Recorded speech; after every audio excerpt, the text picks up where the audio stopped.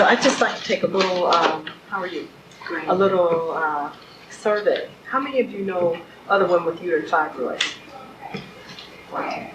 Everybody, huh? Okay. So do you ever talk with them about them? Yes. So what's generally said? Just think a minute and just think about many times you've had conversations on uterine fibroids. What is the two most common things that you all wind up focusing on? So everybody just take a minute and I'll just go around and ask. Surgery. Okay. That's okay. One of yours is surgery. What else you focus on? That's one of the things I know. Right. Each one of y'all like to give me two. Oh, Two two. things you can do. Medication. Surgery and medication. Okay. Diet.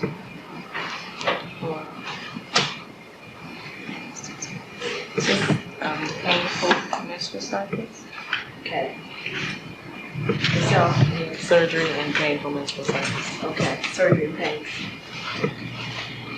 Hysterectomy. And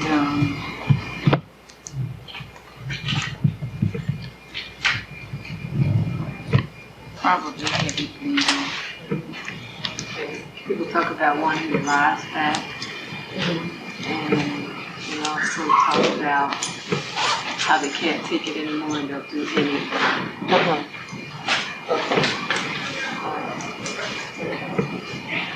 Okay. Well, uterine fibroids is an extremely interesting disease.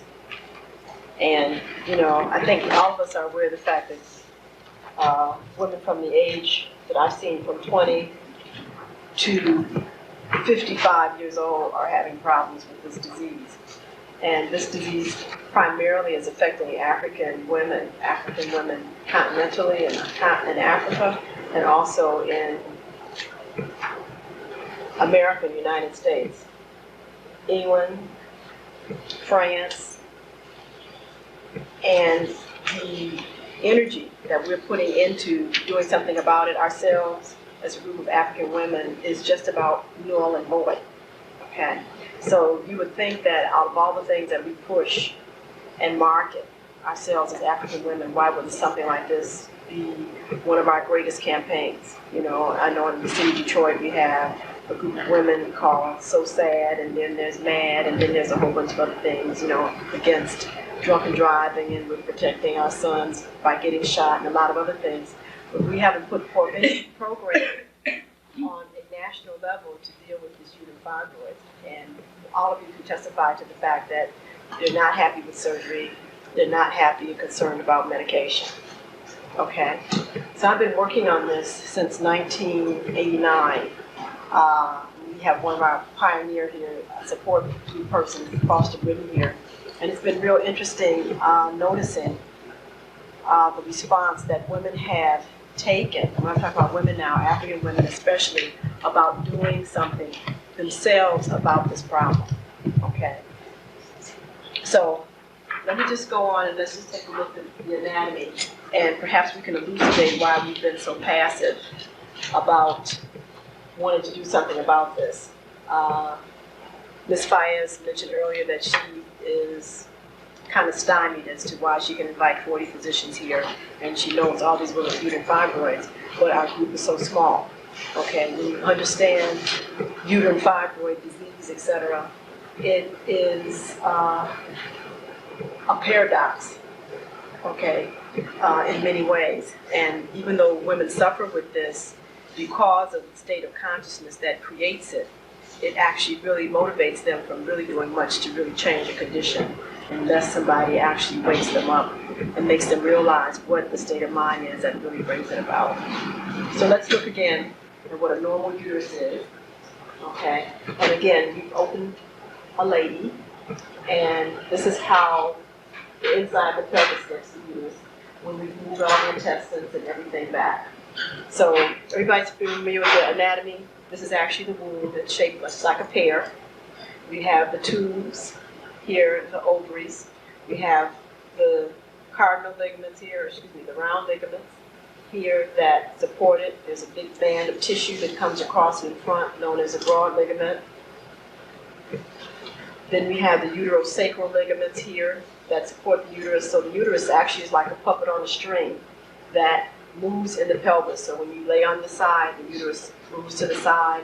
You lay backwards, it falls backwards, etc. And that's part of the complication that happens with women when this organ gets fixed because of scar tissue or because of other organs impeding its movement. That's when it causes pain.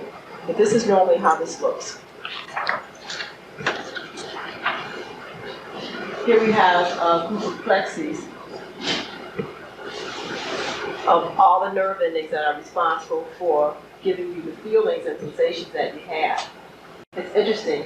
There is an area in the center of the brain more so that actually deals with the uterus.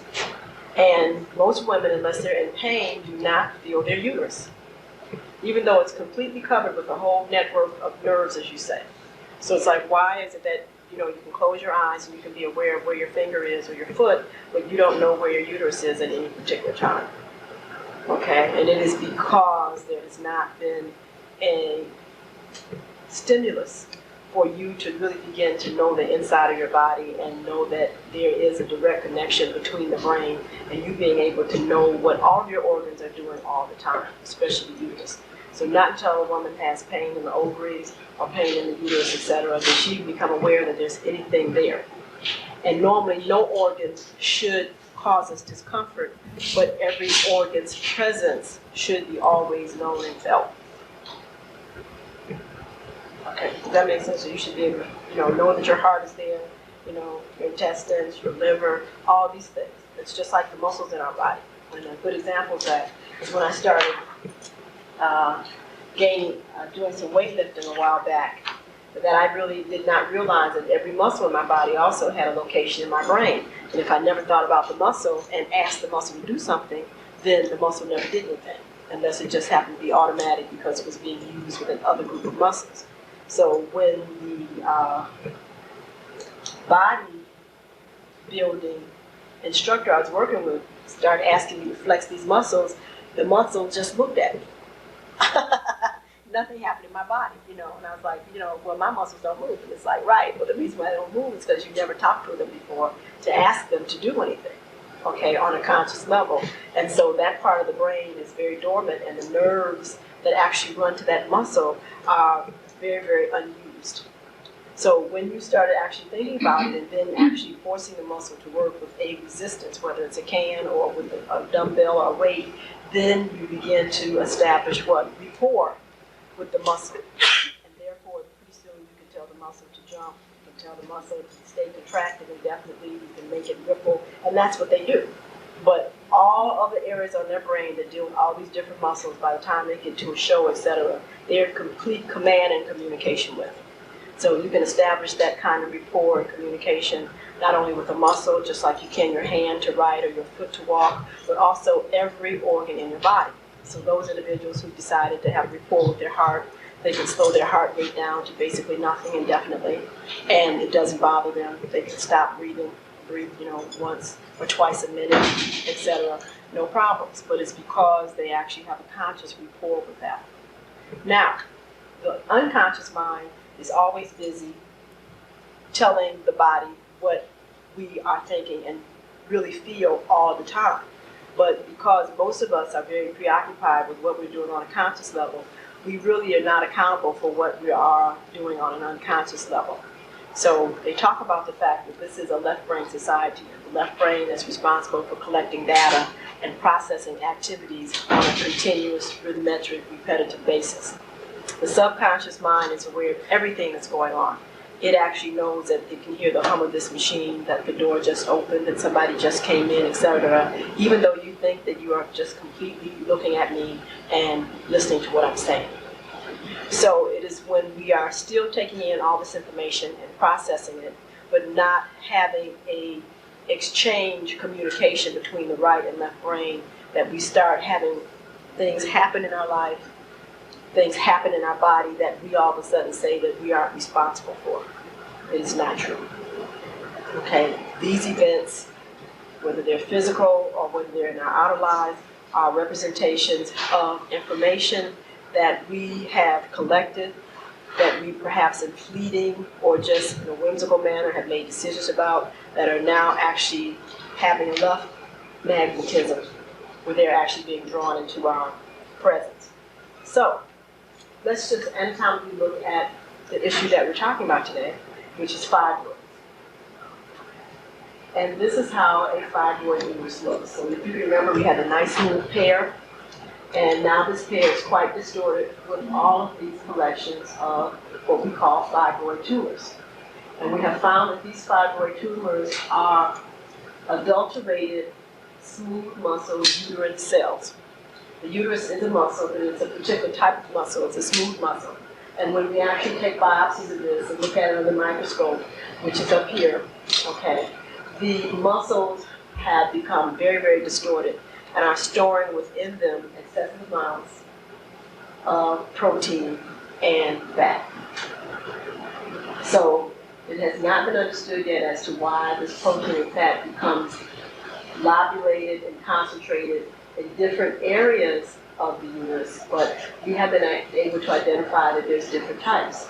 So there's types that are on the outer surface of the uterus, which are called subserosa. They can actually become so large that they actually become pedunculated on their own stalk, which is what we call them a pedunculated subserosal fibroid. And these can be quite dangerous because if that stalk twists, it creates a tremendous amount of discomfort because in that stalk is the major blood supply and nerve supply to that fibroid. And so when it twists on itself, the blood no longer goes to the large fibroid and the nerve also dies. And it's the dying of the nerve and the dying of the tissue because no oxygen or nutrients are further going to it that actually causes the pain. And so many times this can cause so much discomfort that it presents like an ectopic pregnancy, and these women have to have emergency surgery. And it is because they have this fibroid that is what we call necrosing or dying. We also have these kind of problems where we have pedunculated submucosal fibroids that actually are covered with endometrium. And these things just bleed and bleed and bleed and bleed. And they can actually fall out through the cervix and cause just a lot of problems, fullness, vaginal pain, profuse bleeding, and these can actually cause a woman to lose 2 to 3 pints of blood in no time. Okay. We also have the submucosal fibroids that are right on the inside of the endometrium, and these also cause a lot of bleeding here. Very, very dangerous. So normally most women have the subserous and also the intramural fibroids, but are not really a problem here. But when they become pedunculated, either subserosal or submucosal, and this is when we can get into a lot of problems with pain again. Yes, ma'am. Is it possible to have successful surgery to remove this kind of growth? The pedunculators are snap. I mean, just put a ligature here, okay, which is a suture. You just tie it off real well, and it's gone. Okay. These become much more of a problem when they're this embedded in the uterus. And the interstitial fibroids are really never treated that way. Okay, usually they would use a drug. Because what happens is the technique that is normally used is a V, or what we call a wedge incision. Okay, because this tissue is very rubbery, okay, but sutures don't hold in it. So if you try to actually put a suture in that and tie it, it'll easily tear out. And then it'll start bleeding and bruising, and so the woman can actually die from internal bleeding. So you have to make sure that you cut this area out with a wide enough margin that there's supposedly healthy uterine tissue. And then you've got to then bring, that's why you cut it in a wedge, so that you can bring the two natural tissues together and sew it closed. But you have to remember that this is a muscle, and muscle is very rubbery and hard to pull together like that.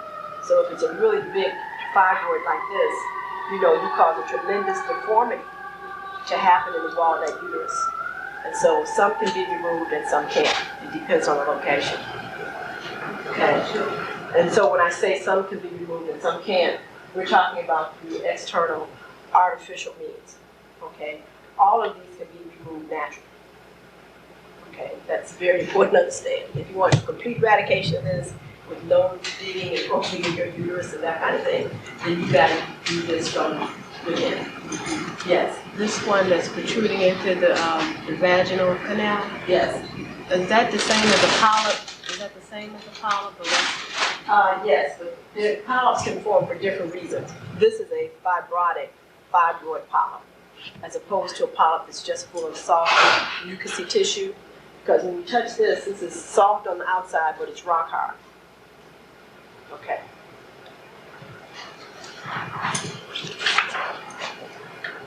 And here we have where a fibroid has got so big that it's undergone what we call cystic degeneration. So that's to say that it's gotten so large that it's grown beyond its blood supply, and there's not enough oxygen and nutrients going to that tissue, so it starts dying from within. This will also cause a lot of pain, okay? And if something like this actually happens to rupture or leak out into the abdominal cavity, it can also be quite poisonous, okay? Now here we have something very interesting that happens to quite a few women.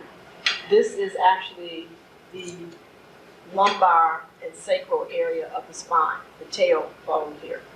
And here we have a uterus, as you can see, with two little fibroids, and then there's a huge fibroid in the back. Now, this is the bladder with its urethra, which is the exit, how the urine gets out.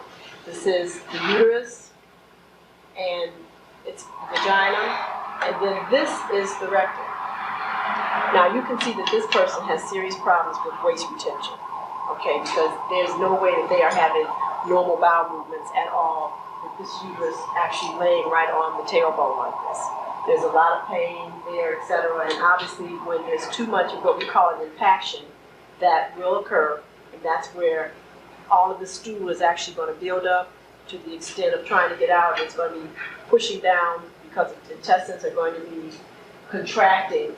It's going to be hitting on this fibroid, which is going to be causing a lot of more problems. So a lot of women that have those posterior fibroids will complain of severe pain in the lower back area, serious problems with constipation, etc.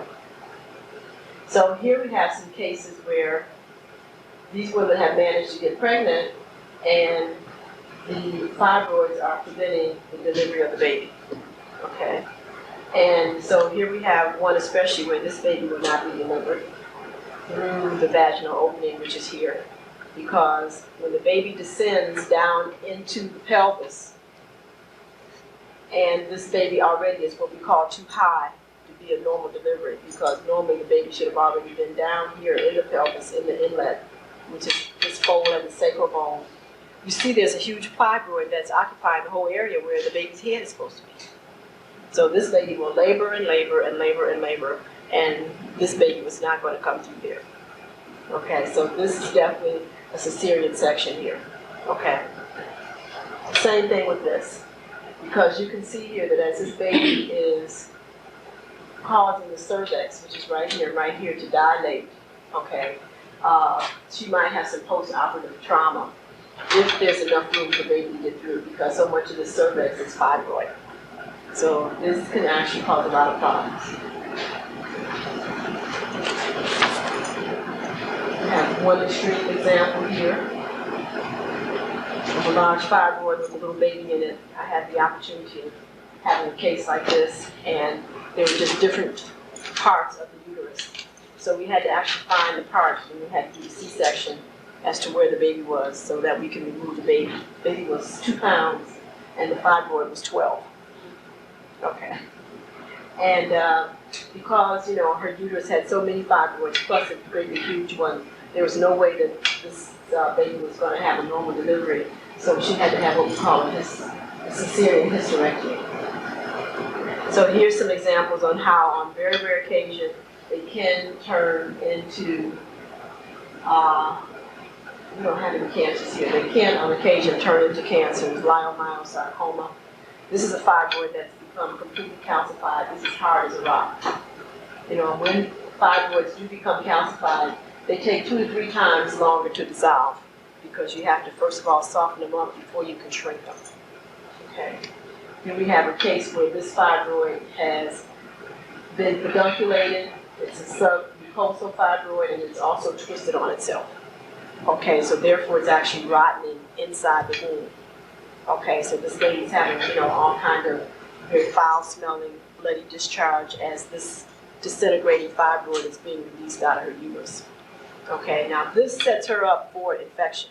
This is dangerous because this is ideal food that bacteria would grow on. Yes, ma'am. How do you know what stage the fibroids are in? And what kind of testing is done to make that determination? Well, we don't necessarily think of stages, we think of degree. Okay, if you have small ones, okay, if they're calcified, okay, and then we look at the location where they are. So ultrasound can normally help a lot, and then just a pelvic exam, okay, because you can feel the ones that are subserosal because they're on the outside area of the uterus, okay. The ones that are actually like this, you can't detect those unless there is an ultrasound done or if somebody's daring enough to do a D&C where they'll actually feel the roughness on the inside with a curette. Okay. So here we have a case where this lady's fibroid has actually turned her uterus inside out. Okay, this fibroid got so big and so heavy because it was like this one. And it got so heavy that it just actually pulled the whole uterus and turned it inside out. That's why you see the ovary and the tube now looking like it's inside the womb. Okay, so we call that an inversion. Okay, so the inversion of the uterus is the prolapse of the submucosal fibroid that got so big. So the uterus spazzing on it, actually trying to evict it itself, it actually pushed it out, and the weight of it actually pulled the uterus inside out. And that's very dangerous, and that has to be corrected. So many times these fibroids also can be so large that they can cause deformities if the mother does get deformed, because these fibroids can cause cells, because normally the cells in the embryo migrate.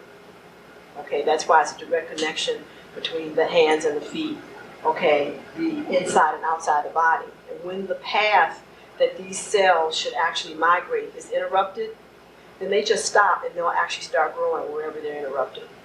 So sometimes we've actually seen where arms are displaced or an ear can be actually far lower than another one because these cells were actually interrupted in their normal migratory pattern, and they can cause deformities. Sometimes arms will actually be crooked. The bone will actually form crooked because it's been around this fibroid for so long, and it'll actually just compensate and just move right on around it. Okay. Can we treat fibroid with the mother pregnant? No. It's too late then. That's why I always recommend that when you have fibroids, that they should spend the time first creating a healthy body for themselves so they can have healthy children. Okay. Because my understanding of how life works in the universe is that if a child is born to a mother who has fibroids, the child is coming here with karma to work off, because that is not a wholesome environment to be born in. It's like, being in a dirty labor room.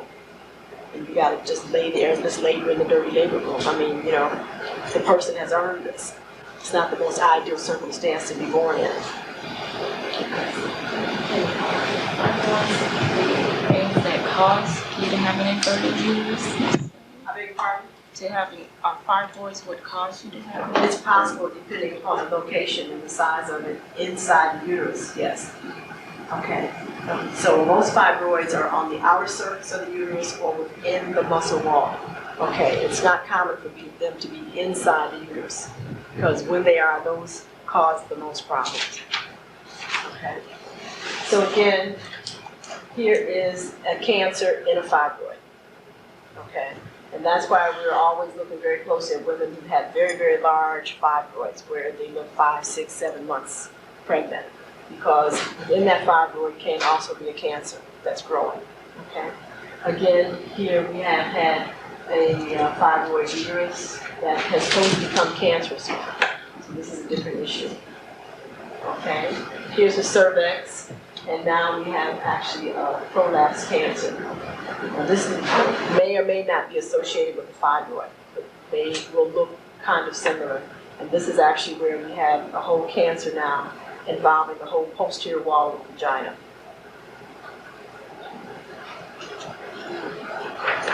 So, after treating a fibroid in many, many different ways, surgery, doing absolutely nothing, working with minerals and vitamins, working with diet, and then finally realizing that fibroids was a state of consciousness, and then working with the state of consciousness of the woman.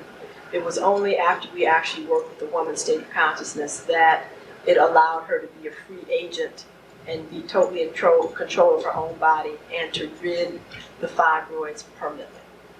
Okay, everything else that we tried except hysterectomy is only palliative.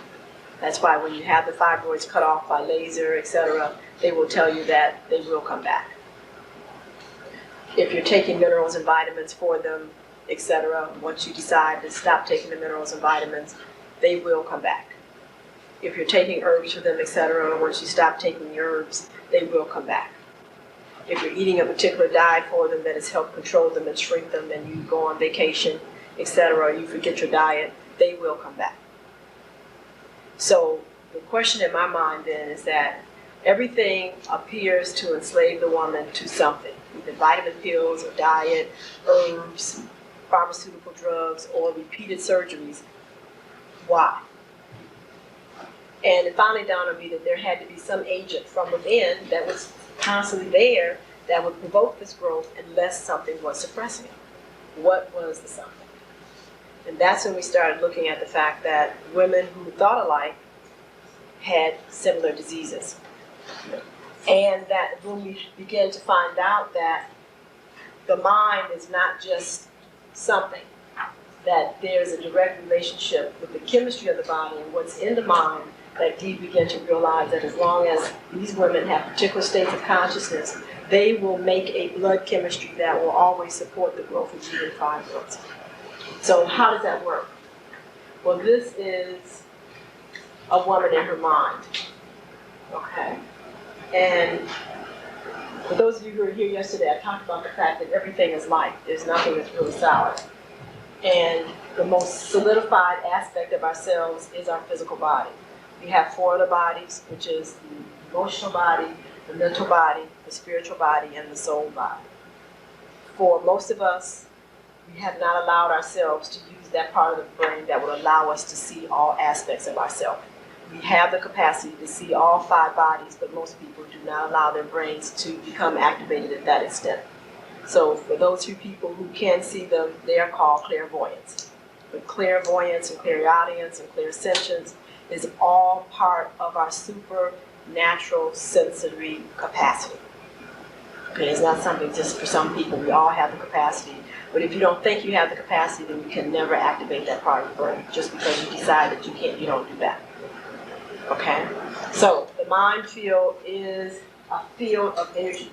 The best description of it that we can capture on a physical level is like a cloud. And depending upon the power and the amount of energy that one contains in their mind field depends on how distant it can travel. You can develop the radiations, the light protons in the mind field to be universal all over the world. So there are people who are able to communicate with people on the planet wherever they are just by thinking. Okay, but it takes a certain amount of discipline, and there's certain meditations you can do that will give you that ability. So you don't have to spend time writing and calling. You can think about them and ask them to call you, or if they're in the vicinity, to manifest, and they will. And they will come and tell you, oh, isn't that something I was just thinking about? So, you know, it's because of the relay. So the mind is extensive. Understanding this, we all are always in our mind. You have a wonderful organ inside the physical body known as the brain and the spinal column. And the brain does wonderful things because it is the master alchemical instrument that can take high frequency vibrations and slow them down to the degree that they will appear physical. So that is to say that anything that is in the mind field, the brain will actually slow down those thoughts until they actually become liquid, and by that being secreted into the bloodstream, because 30% of your blood volume is always in the brain all the time, through the nerves and into the cerebral spinal fluid. That is how all the cells in your body know what you are thinking all of the time, even when you don't know that you're thinking. Okay? And what do I mean by the fact that you don't know what you're thinking? You do this quite frequently. If you have finally learned a path to your job and back, whether it be taking a bus or actually driving, once you have trained your body and told your body what you're supposed to be doing, you can put yourself, should I say, you can give yourself a command, I'm going home now, and whatever vehicle of transportation you're going to use, put yourself on it or in it, and your body will get you home. Now, how many times have you done that and realized that from the time you shut your car door or got on the bus that you didn't even know where you were because your mind was off someplace else? All you knew is that all of a sudden you were just provoked to get off or either stop the car and you realized that you were at home.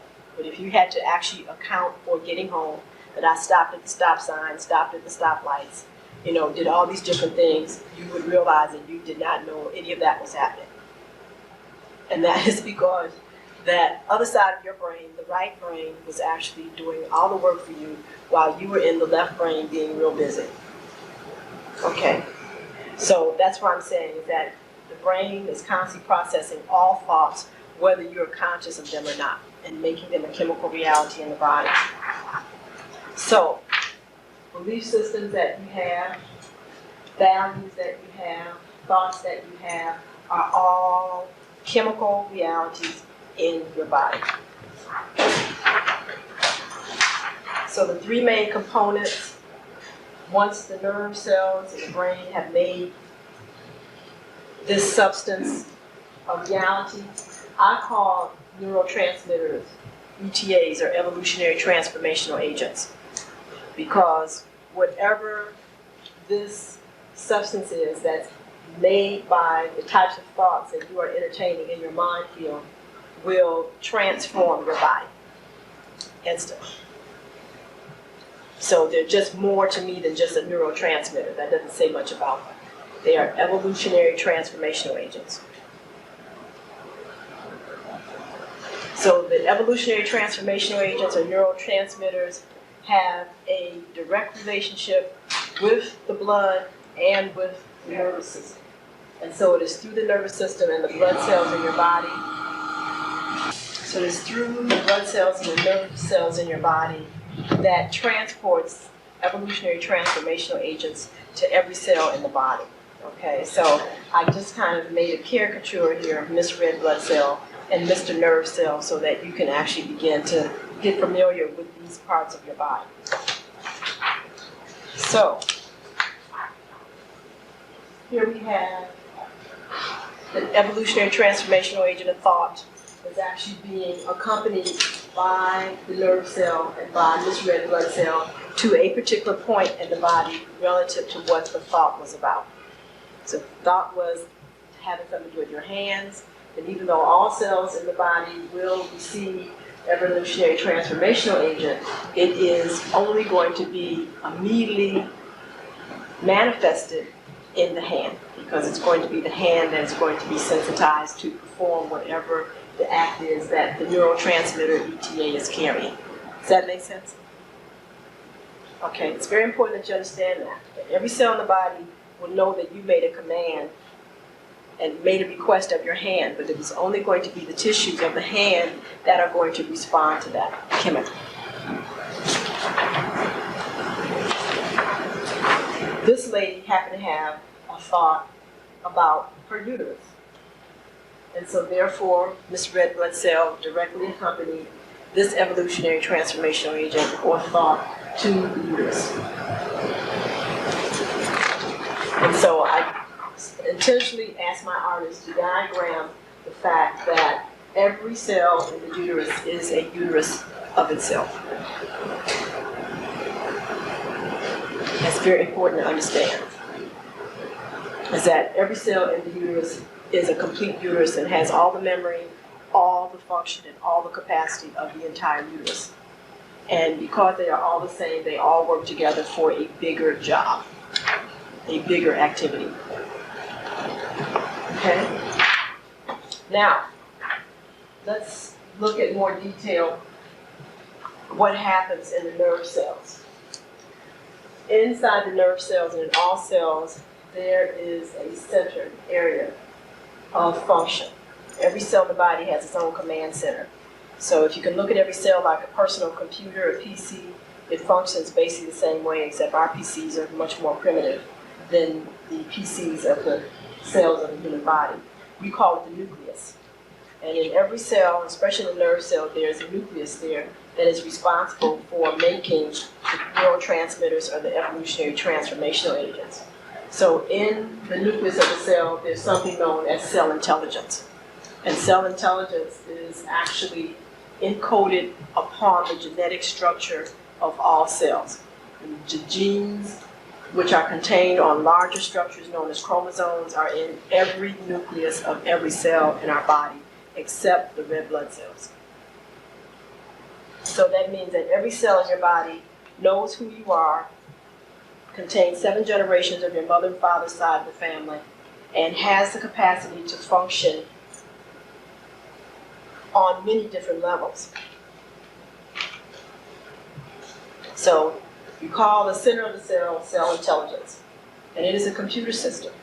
So what happens is that the nerve cell or the blood cell, this red blood cell, will actually carry evolutionary transformational agent to the cell membrane.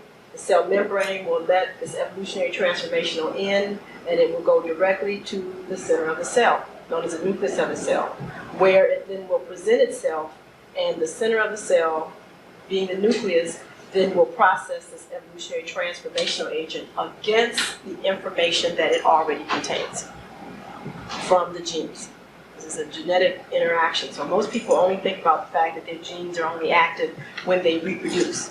They are continuously acting all of the time to process all the data chemically that happens in the body. So cell intelligence will then take the order, because a thought is software.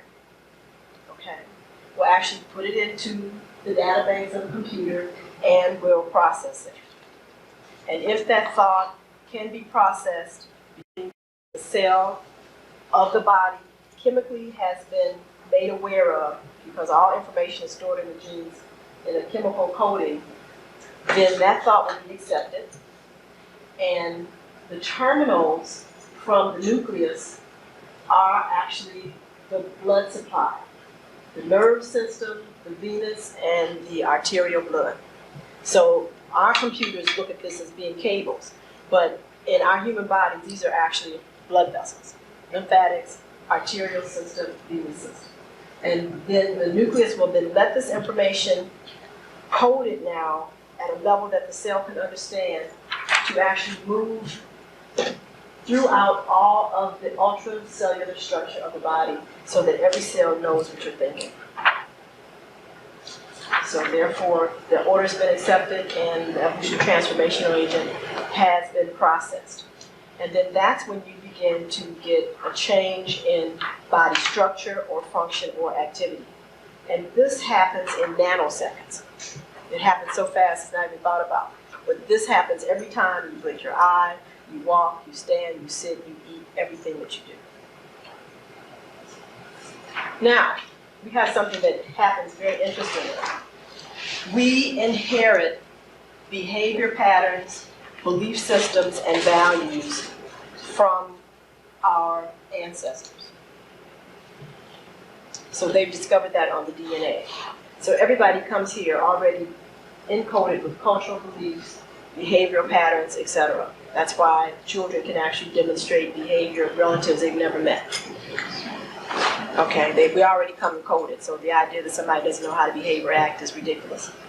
Okay, so when we talk about the mind, it's very interesting because it is a pyramid. The mind's content is based upon hereditary influences, education and experience, and the home environment. Those are the 3 parameters that the mind is actually built on. And when you think about it, it's wonderful, because if there are things that you've inherited that you want to change, you can change them through 2 other parameters. There's nothing you can do about changing what you have inherited.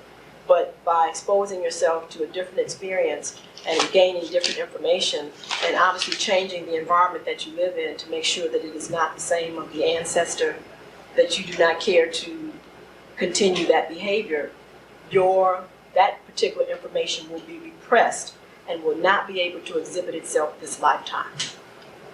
That's why it's so incredible to me when I keep hearing about these genetic diseases that people think that they're stuck with. And they don't realize that they can change the environment that is different from the ancestor that passed down that trait. They can change dietary habits, they can change environmental circumstances, and these people don't have to have the same manifestation of that disease because the gene is repressed. It's just that simple. I think a gentleman that has done fabulous research with that, his name is Barry Kaufman, and he wrote a book, Happiness is a Choice. And in this book, that's all he does is talk about all the phenomenal experiences that he's had with children who've been artistic, emotionally traumatized children, all kind of children that supposedly are supposed to be doomed this lifetime. As a matter of fact, one of his children was born artistic and graduated magna cum laude. Now, see, these kids aren't supposed to learn how to read or write or do anything because they're supposed to be totally off in somewhere other than this dimension. But he distinctly describes exactly what he did to be able to break that whole pattern and to give that child a different environment and to learn a different means of communication so that he could actually bring this child into this dimension. But he was working with that pyramid of how the mind is structured. So, here we have a foreign belief system. And this belief system is foreign only because in this person's data bank, none of their ancestors or this individual has ever thought about this thought before. So this is given to the intelligence of the nuclei of the cell, and the body is always primed to try to do whatever you ask of it. But we're having some problems here because as the central intelligence or cell intelligence is checking this against all the information that's in all the software that is in all the genetic code of the individual, it doesn't know how to translate this so that the cells can respond to this automatically and with ease. And so you can see that they're both sweating here. They're trying to figure out what they can do to get this process. So the body will code new thoughts and belief systems in the best way that it can. However, it's not promised what the action is going to be, but the body will attempt it. So this is just like a person taking piano lessons. There's no history ever of a person playing piano in your family. This is just something that you decided that you wanted to do. This is exactly how it's processed. And so therefore, the sense that we have of insecurity, lack of assuredness of being able to complete this act, etc., is a real chemical reality because the body's telling you that this is not anything that we chemically are aware of and we don't know how it's going to work. So there's an ETA that's made to that because everything has to be translated chemically, but it's a different type. Okay? So no promises are made as to how the cell is going to function with this. So for example, in this case, this woman has been thinking about some different values and activities with her uterus that the cells are not familiar with. But the ETA is taken to the uterus, and the uterus is given a new program, and the cells of the uterus don't like it. But because they are basically asked to continuously deal with these thoughts, there is actually an interaction that happens between the uterus and these new thought patterns. And it's one that is relatively stressful. It's not a smooth interaction at all. And so, in my experience, if a woman is entertaining beliefs and values that are definitely alien to her genetic makeup and what she is actually created to do and to function as, it actually causes the tissue to take on an aberrant structure. So this happens to be a uterus that now, in the attempts of trying to actualize these new commands, has become ill. It has a uterine fibroid on its head. So that's the first fibroid. This is a reaction that this uterus is expressing toward these thoughts and values. And so therefore all the cells in the uterus all have little fibroids. Because we have to understand that it is actually a generalized condition that will manifest specifically in certain cells of the body, but all cells are affected.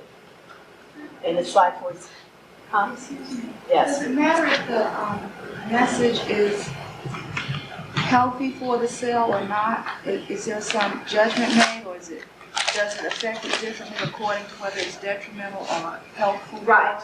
Because we're finding out that genetic encoding has all types of different levels of information, okay?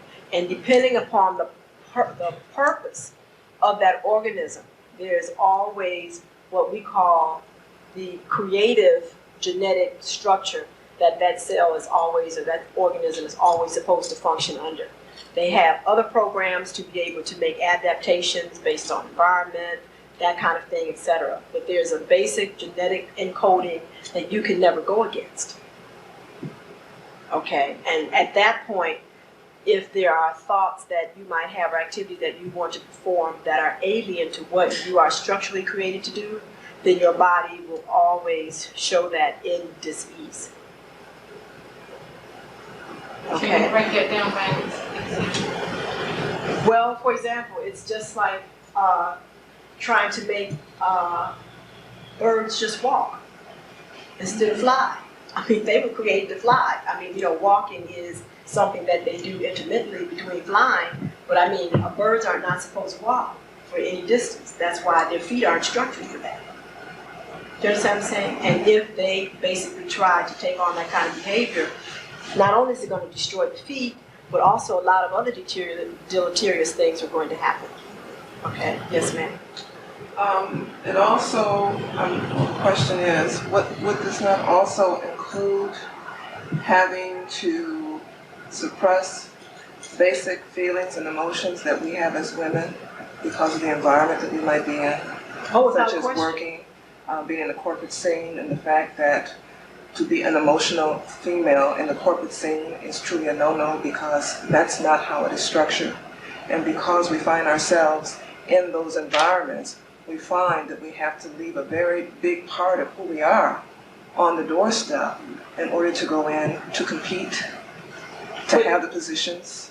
See, but the key here is that out of all other organisms on the planet, we don't know what human beings cannot do yet.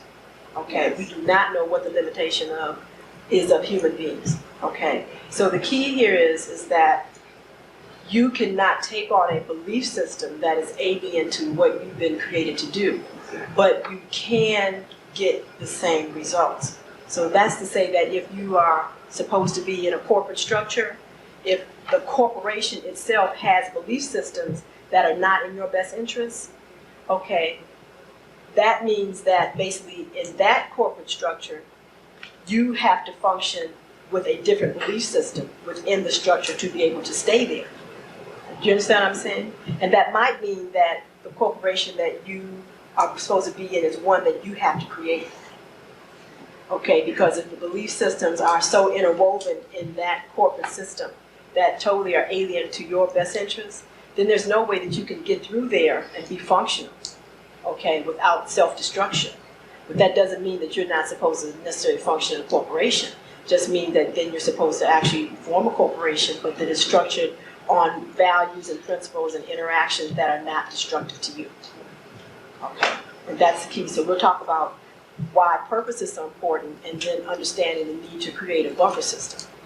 Okay, because it's when you can create a buffer system, and we looked at these things genetically, that allow you to be in what appears to be a foreign space, but when you understand the importance of environment and exposure, experience, that you can still keep the space relative to your own existence.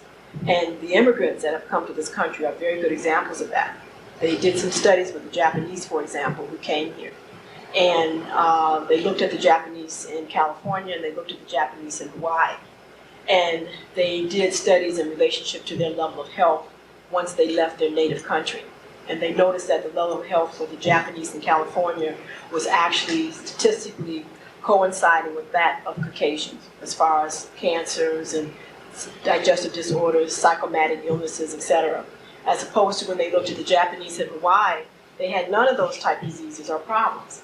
So the question was, well, why? And, Hawaii is supposed to be part of the United States. And the key was that when they looked at the lifestyles, the Japanese in Hawaii were basically in Japan, in Hawaii. So what they did is that, they decided consciously what part of American lifestyle and structure we are going to involve ourselves in. And they said, we're having businesses here, so that means we either have to buy the land or lease it, so we will pay the rent or the mortgage. We understand that they have a law where we have to pay taxes, so we report our taxes. You understand what I'm saying? But they then decided how the internal structure of that business and their family was going to be structured. So they did not try to become Christians or Catholics. They stayed Buddhists, or Shinto. They basically ran their household the same way, and their houses looked just like they would in Japan as much as possible. They brought all of their relics and artwork, etc. They continued to eat the foods that they normally would eat in Japan. They continued their religious ceremonies, etc., as they did in Japan, etc. The only thing is that they just got up in the morning and went to their business and did what they did and paid their taxes and sold what they sold and went home. But as far as having aborted all of their cultural activities, their ceremonial activities, their diet, their way of dressing in their home and how to raise their children, they did not do that. As opposed to the Californian Japanese who did, where they started eating hamburgers and just all kind of things and that kind of thing, they began to crouch on the same ailments. So we're finding out more and more about what happens when one does not honor one's genetic makeup. So let's move on. I want to talk about something that's very interesting. Now, when I began to read more about the psychological effect of thoughts chemically on the body, I started asking questions to African women about their reproduction, their sexual activities, etc., that had uterine fibroids. And it was very interesting to note that they had some very different value systems. So, what I began to look at, there's a gentleman in Washington, D.C. who's done a lot of study with axologies, and axologies is the cultural values of a group of people. So Eurocentrically and Afrocentrically, there are some very interesting values that are quite different.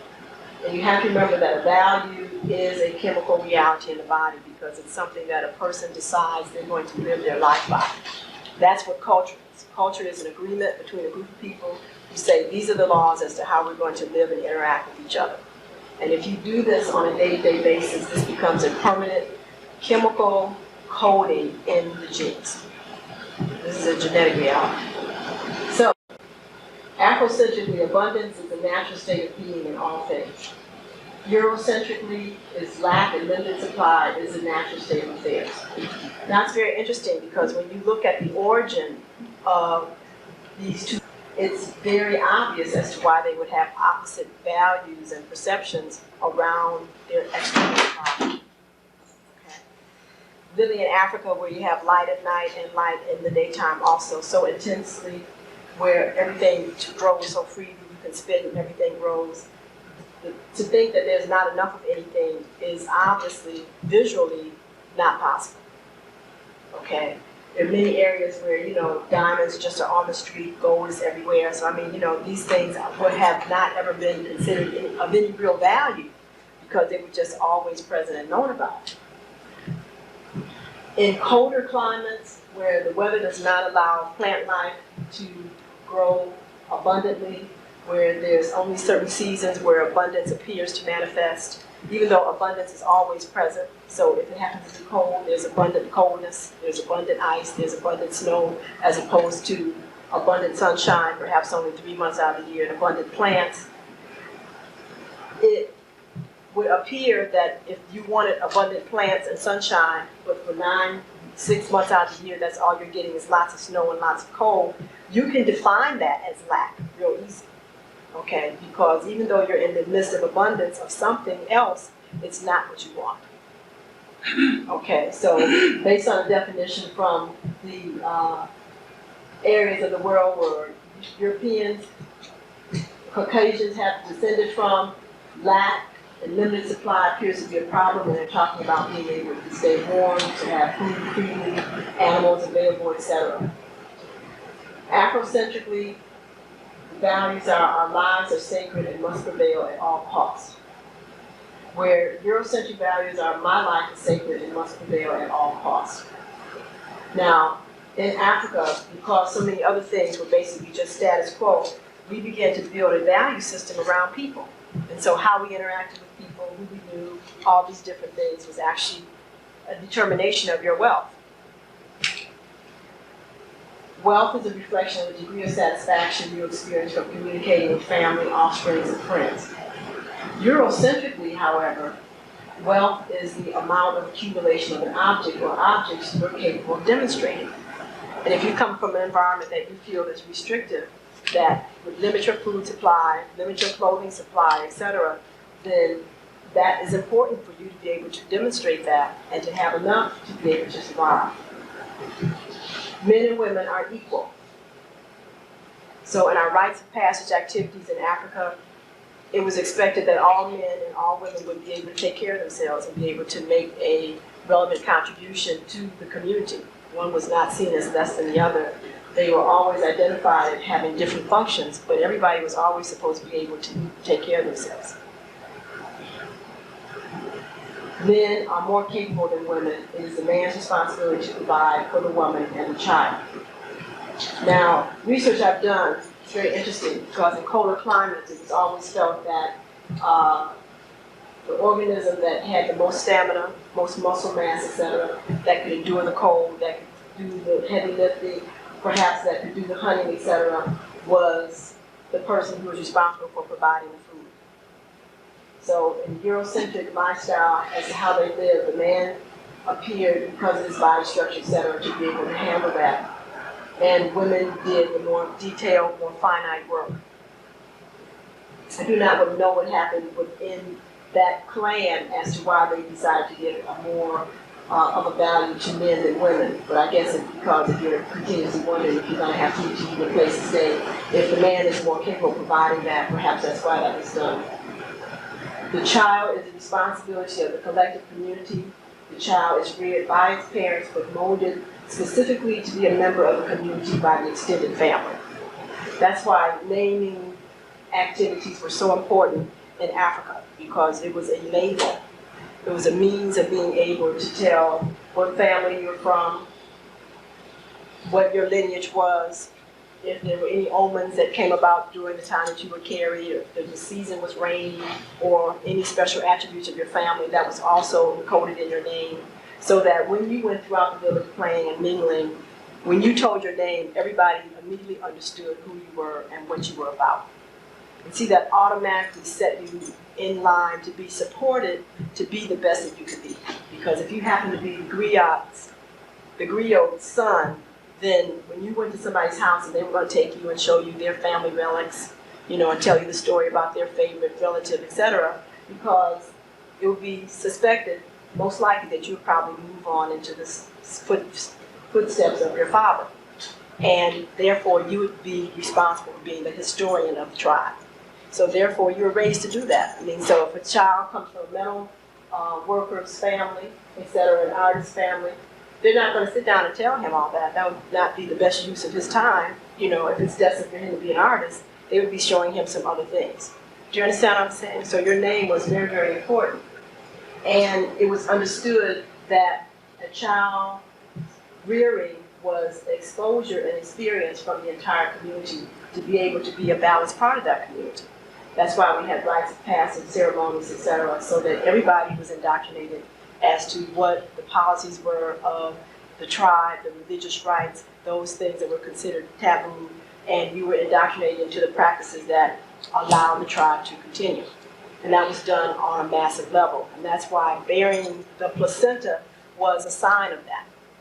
So that's why after you had your baby, and once the baby's name was given, then the placenta was buried in a formal community ceremony so that that got clear to the parents, and to the community, that the child no longer just belonged to the parents, but also was now part of the community.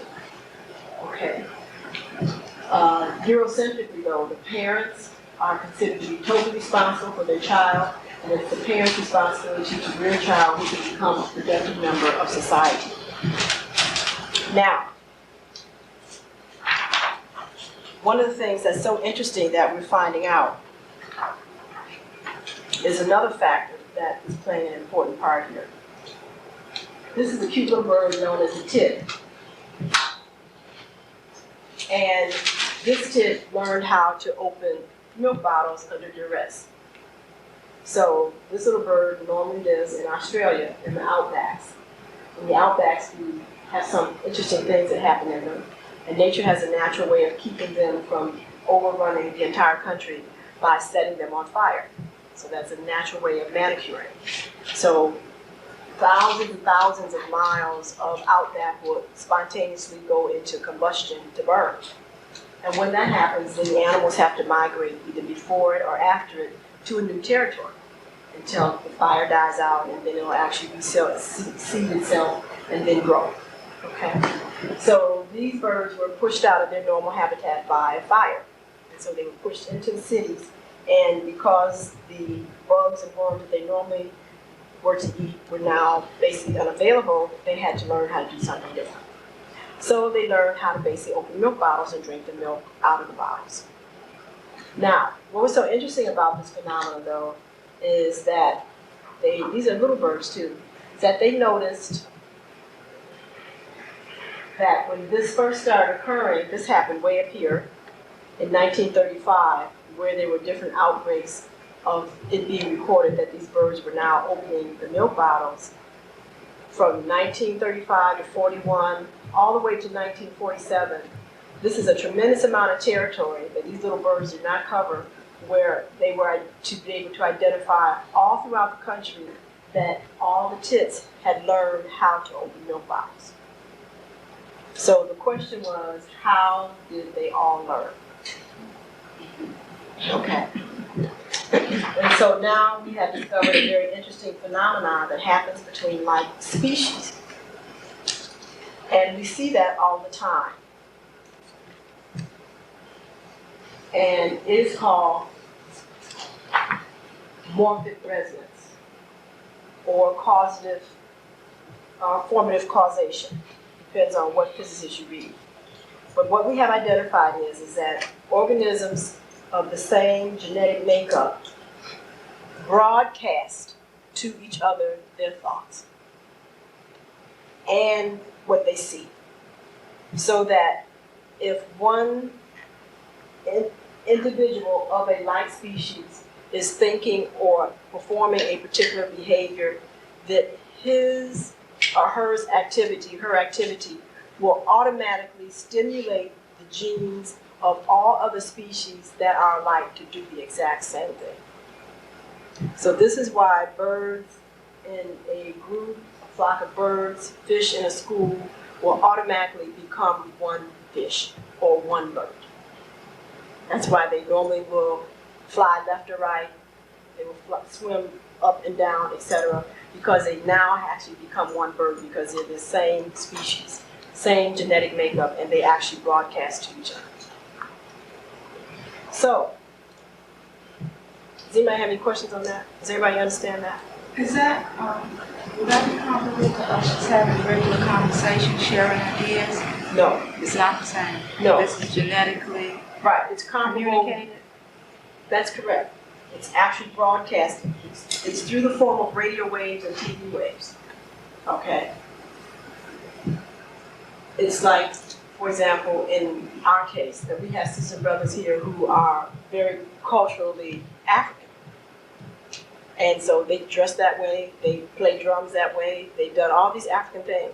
And you ever ask them, have they ever been to the motherland? No.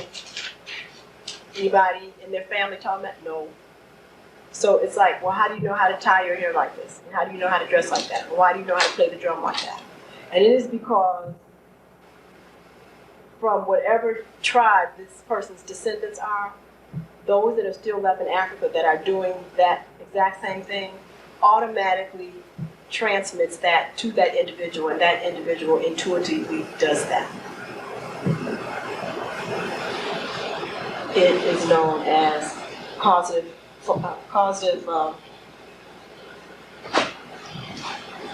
morphic, we'll just use the term morphic resonance. Morphic means body, resonance means to move or to vibrate. Okay.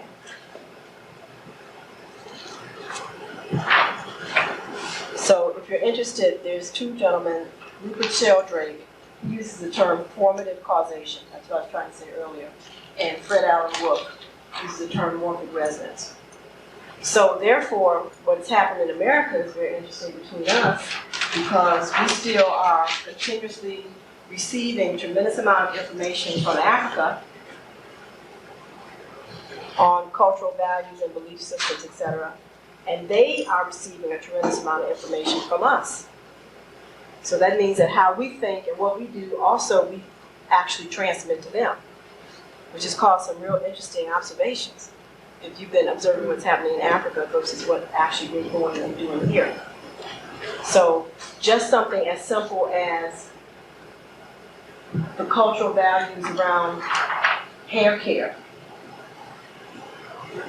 from a Eurocentric value and an Afrocentric value, all these things are actually actually transmitted to our sisters and brothers in Africa. Now, I don't know if you've actually traveled there lately, but it's real interesting to see that more and more African women are artificially straightening their hair.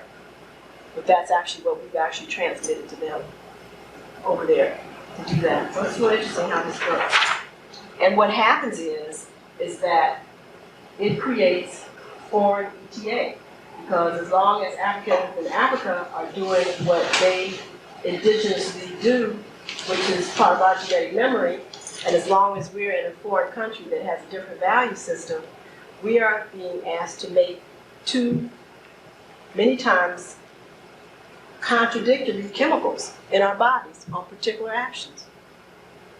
Okay? And when I talk to women, especially around their reproduction and how they choose mates, they have conflict over that, because the way we choose mates in Africa versus the way mates are chosen in America are really very different.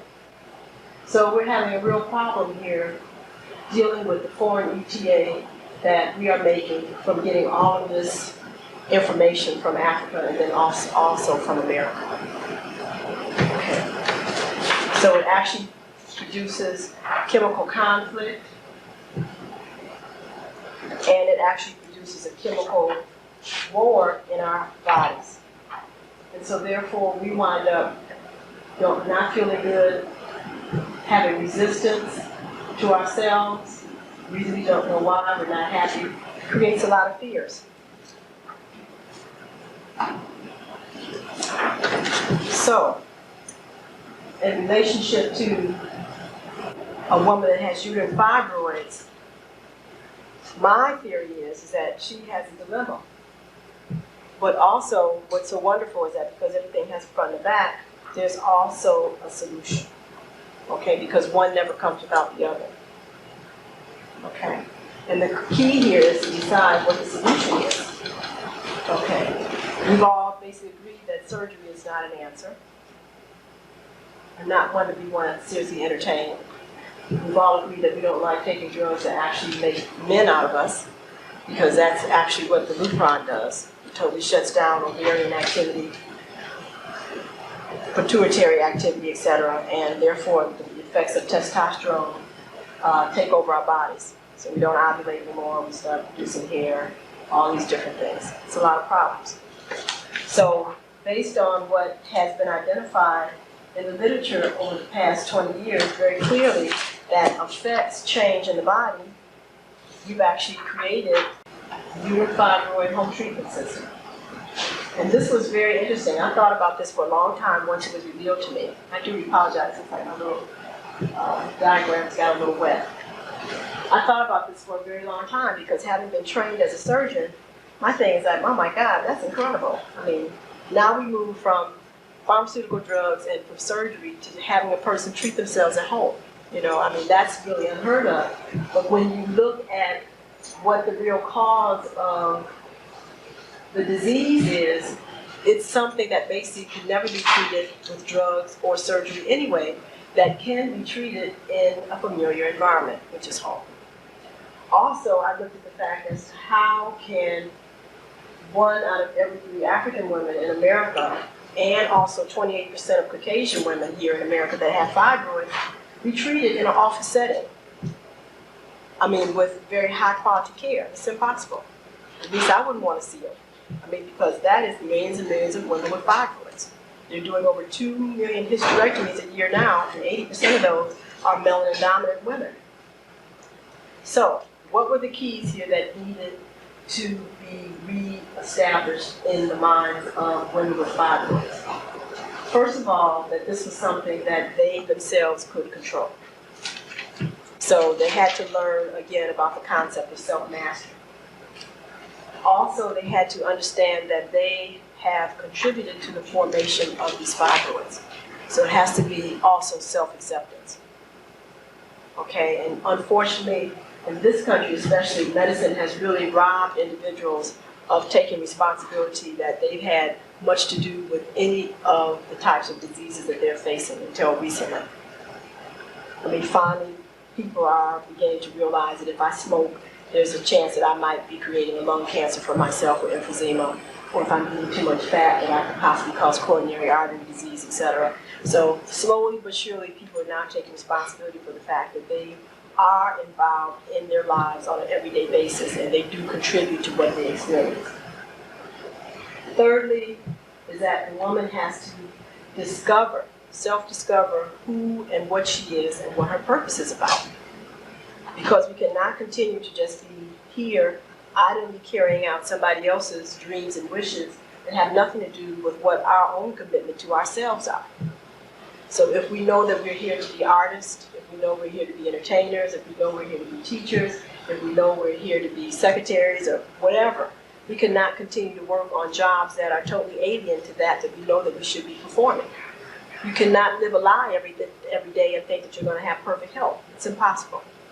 Because of the chemical reality that you create. As soon as you have understood in your mind that this is not a place you want to be, you immediately have already told your cells, we are not supposed to be here or do anything that's here. And then you turn around because it's 8 o'clock and jump in a car and go there and then think that everything is supposed to go well at this job for 8 hours a day. It's impossible because you've already told the cells they have no business being involved in this. And money and nothing else can actually reprogram the cells to accept that. It's impossible. So therefore, this agent that everybody just nebulously just throws around known as stress is self-inflicted. It comes from self-deception, from self-dishonesty, from fears and insecurities about doing things and not having enough self-confidence to feel that you can do that you're truly created to do, and be that you truly want to be and love being, and be able to have a high quality life. And thirdly, self-awareness, who you are, how the body functions, how the mind, the emotional body, the mental body, and spiritual body all work. Now I've used the term a couple of times, spiritual body, and I want to make it clear that the spiritual body is the awareness as to how you are to use your life force energy on a day-to-day basis. It is not a religious conviction. So that is to say that anytime we have a person who is doing something on a day-to-day basis that they already know that they do not want to do, they are not spiritual people.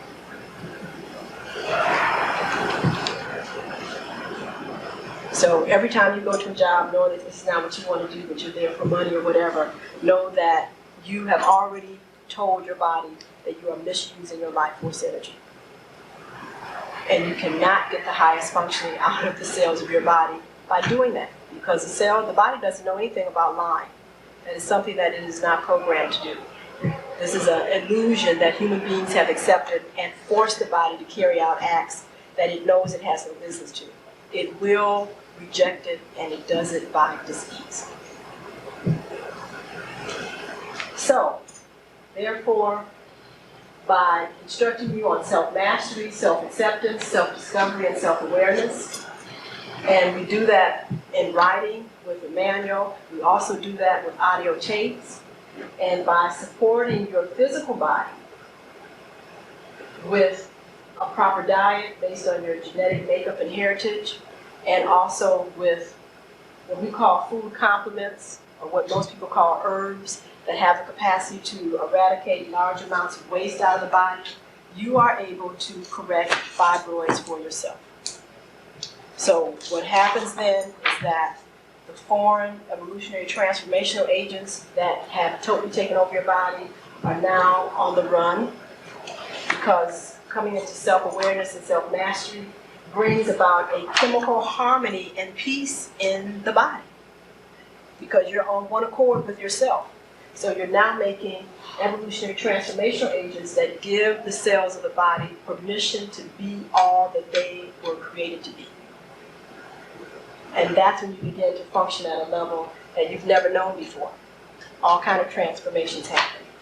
And therefore, since we're talking about reestablishing harmony in one particular area of the body, then all the little cells in the uterus now are harmonious and happy again. It's just that simple. It really is. This is not a very difficult disease to correct. As you go through the healing process for that disease, are you also correcting other imbalances? Many others, that's correct.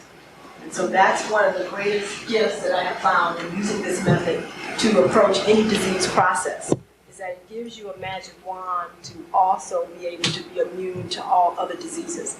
Because when you become aware of your own level of self-deception, when you become aware of who you are, when you then begin to embark upon your purpose, you then have a blood chemistry that does not allow anything to exist in it that's not in harmony with you. And so, we know that everything in the universe has already been created. So these little viruses and bacteria have always been here. But why is it all of a sudden that all of these things are attacking people's body? And it is because more and more people are actually living lifestyles based on misperceptions about themselves and are doing things for money or to just get by, as opposed to doing those things that they want to do. And it causes an inhibition in the functioning of the cells where they are not able to manage just day-to-day normal cleansing processes. These bacteria and viruses have been around all the time. You've been inhaling them, eating them, all kinds of things. But because your state of mind creates a chemistry that does not allow the cells to function optimally, they can't handle it, and they manifest a dis-ease activity in the body that you now realize.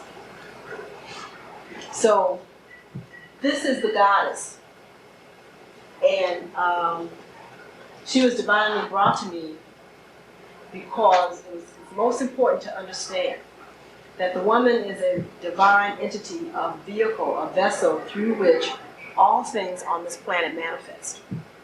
So whether it's a female human or whether it's a female fly, nothing gets here unless it comes through the female energy in this dimension. That is the law. We have all come here to master and to understand life in the dimension of magnetism. This is a magnetic dimension. If you don't have the magnetism, you don't get it here. And that's what you have to understand. Even men who come with electric energy are here to learn the power of magnetism. So, and that's why it's such a hassle for them, because they are asked to actually learn about an opposite energy that is not overtly strong in their bodies. So they have their own electric potential that they have to deal with, and it has to be tempered here in this environment because it can become very destructive, because they're not here to actually destroy, they're here to actually understand magnetism and how magnetism brings atoms together to build, not to destroy. And that whole lesson is still very foreign to most men, but that also is a reflection of what women have not even understood, which is why they haven't impregnated that teaching upon that has come out of their womb, which is other men, because all men are our sons. And I say that not at all in a derogatory way, but in a way of responsibility. That is our responsibility as the source in this dimension to always impregnate everything that comes through us with universal truth. And when you don't know who you are, and when you don't know the universal laws, then therefore whatever comes through you is only going to be imprinted with what it is that you know and you expose them to. So, you know, I have really looked at what has been happening on the planet as why women are literally being trampled. You know, I mean, you know, you go to India, you get set on fire and doused with gasoline. You know, other places you just get your head chopped off. You know, my thing is that, well, what is the deal here? That, you know, there's an anti-woman campaign. But when I realized that the woman in her own ignorance has even aborted and ignored her own function and reason for being and has not understood the divinity of which she is operating, then therefore, because you are only created to operate in a goddess realm, functioning in the other capacity makes you really useless. And the universe does not support anything that does not function in the capacity that it was created to function. Can't do it. So if you decide that you want to be something else other than a goddess, then you have to take whatever's in the environment. And most women have chosen not to operate in the realm of goddessship. So that's why they get doused with fire and they get talked about and raped and beaten and a whole bunch of other things. Because they are not in consciousness where they were created to be. Nothing that is not on purpose gets support from the universe. It's contrary to doing that because everything was created to perpetuate the universe. And if the universe supports anything that is contrary to its own existence, it would bring about its own elimination. And the universe has no intention of killing itself. Because it is 100% love and it can't do that.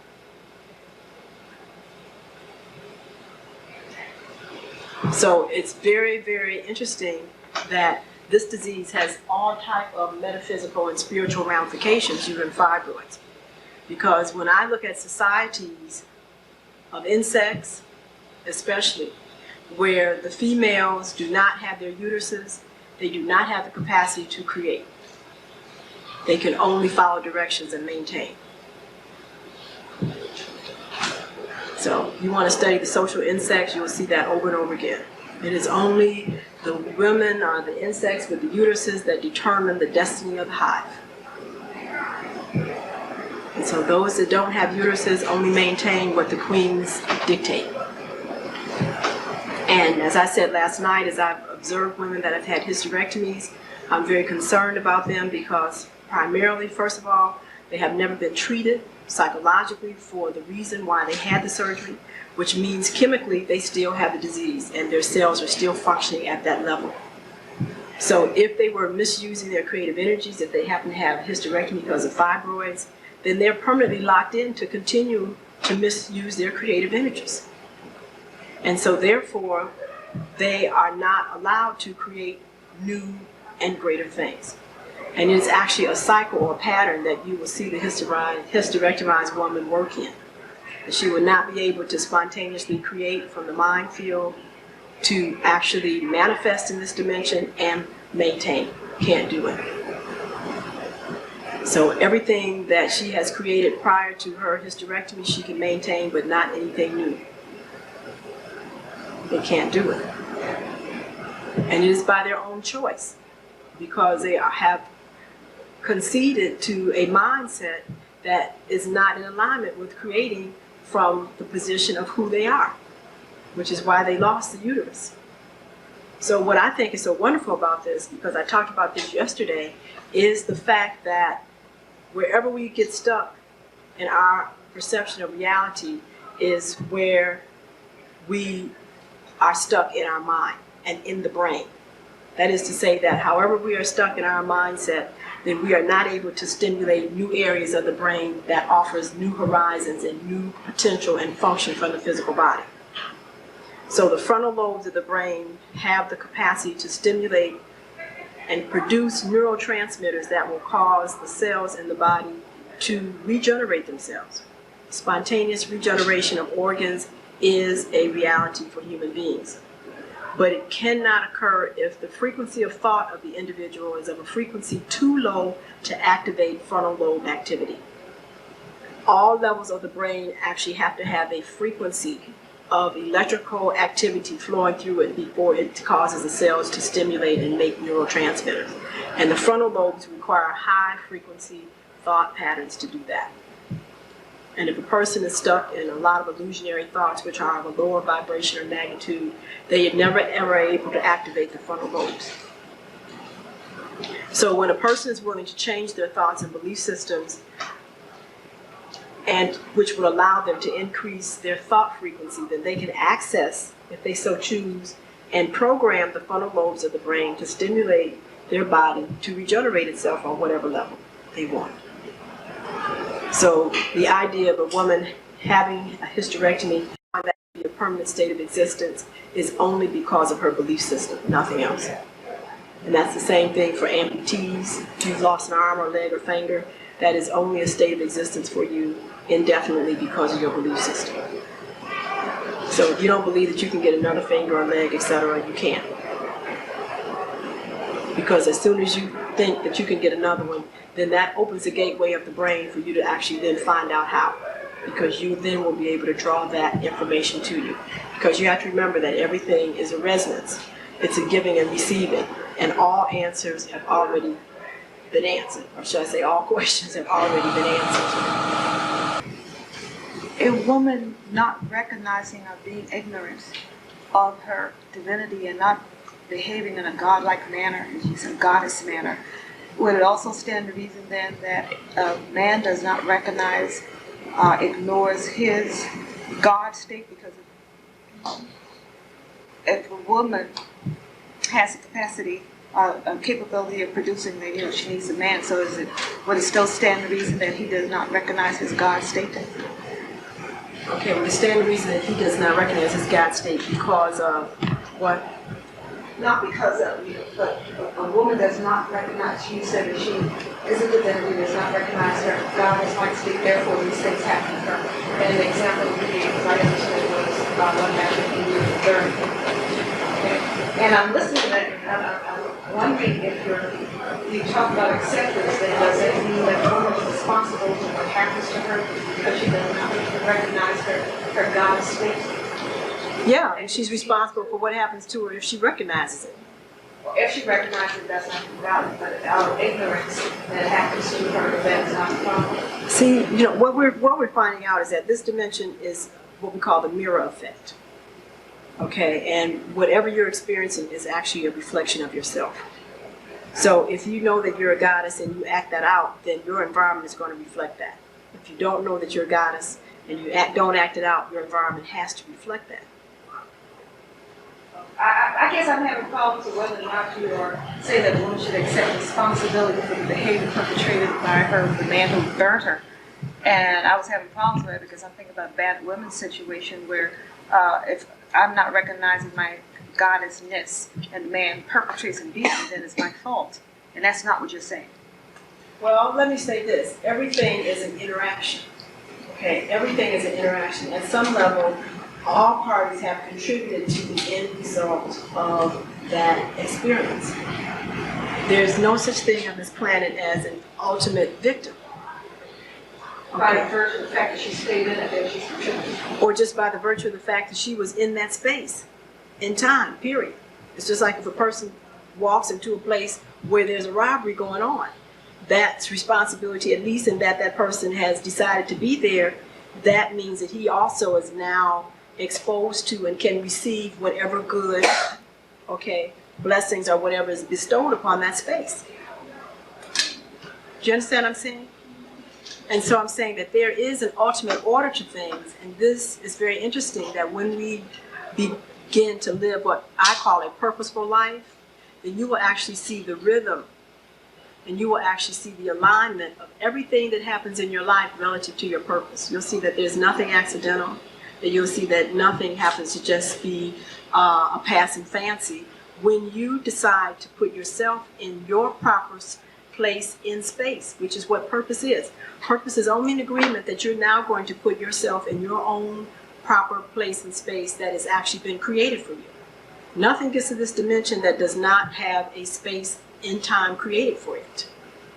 And when we decide that we want to be in other spaces and other times, etc., doing things based on what somebody else says is important, or because we have our own insufficiencies around seeing ourselves relative to what we've been created to do, to support ourselves, etc., we push ourselves in other places in time that weren't even created for us to be in. And we feel the discomfort there. Yes. For instance, what comes to my mind is when traveling to that space where the robbery may take place, that the thought might occur, go to the supermarket instead. And instead of going to the supermarket, I'll go to that place where the robbery happens. And that was a conscious decision for me to be in that place that I really was not supposed to be. So, you know, we are constantly transmitting and receiving information all the time. But because we have such little information on how our physical body really works, we're not really able to appreciate and process a lot of the data that comes in. And many people are highly sensitive and highly intuitive that are actually on medication and diagnosed being schizophrenics and manic depressives, etc.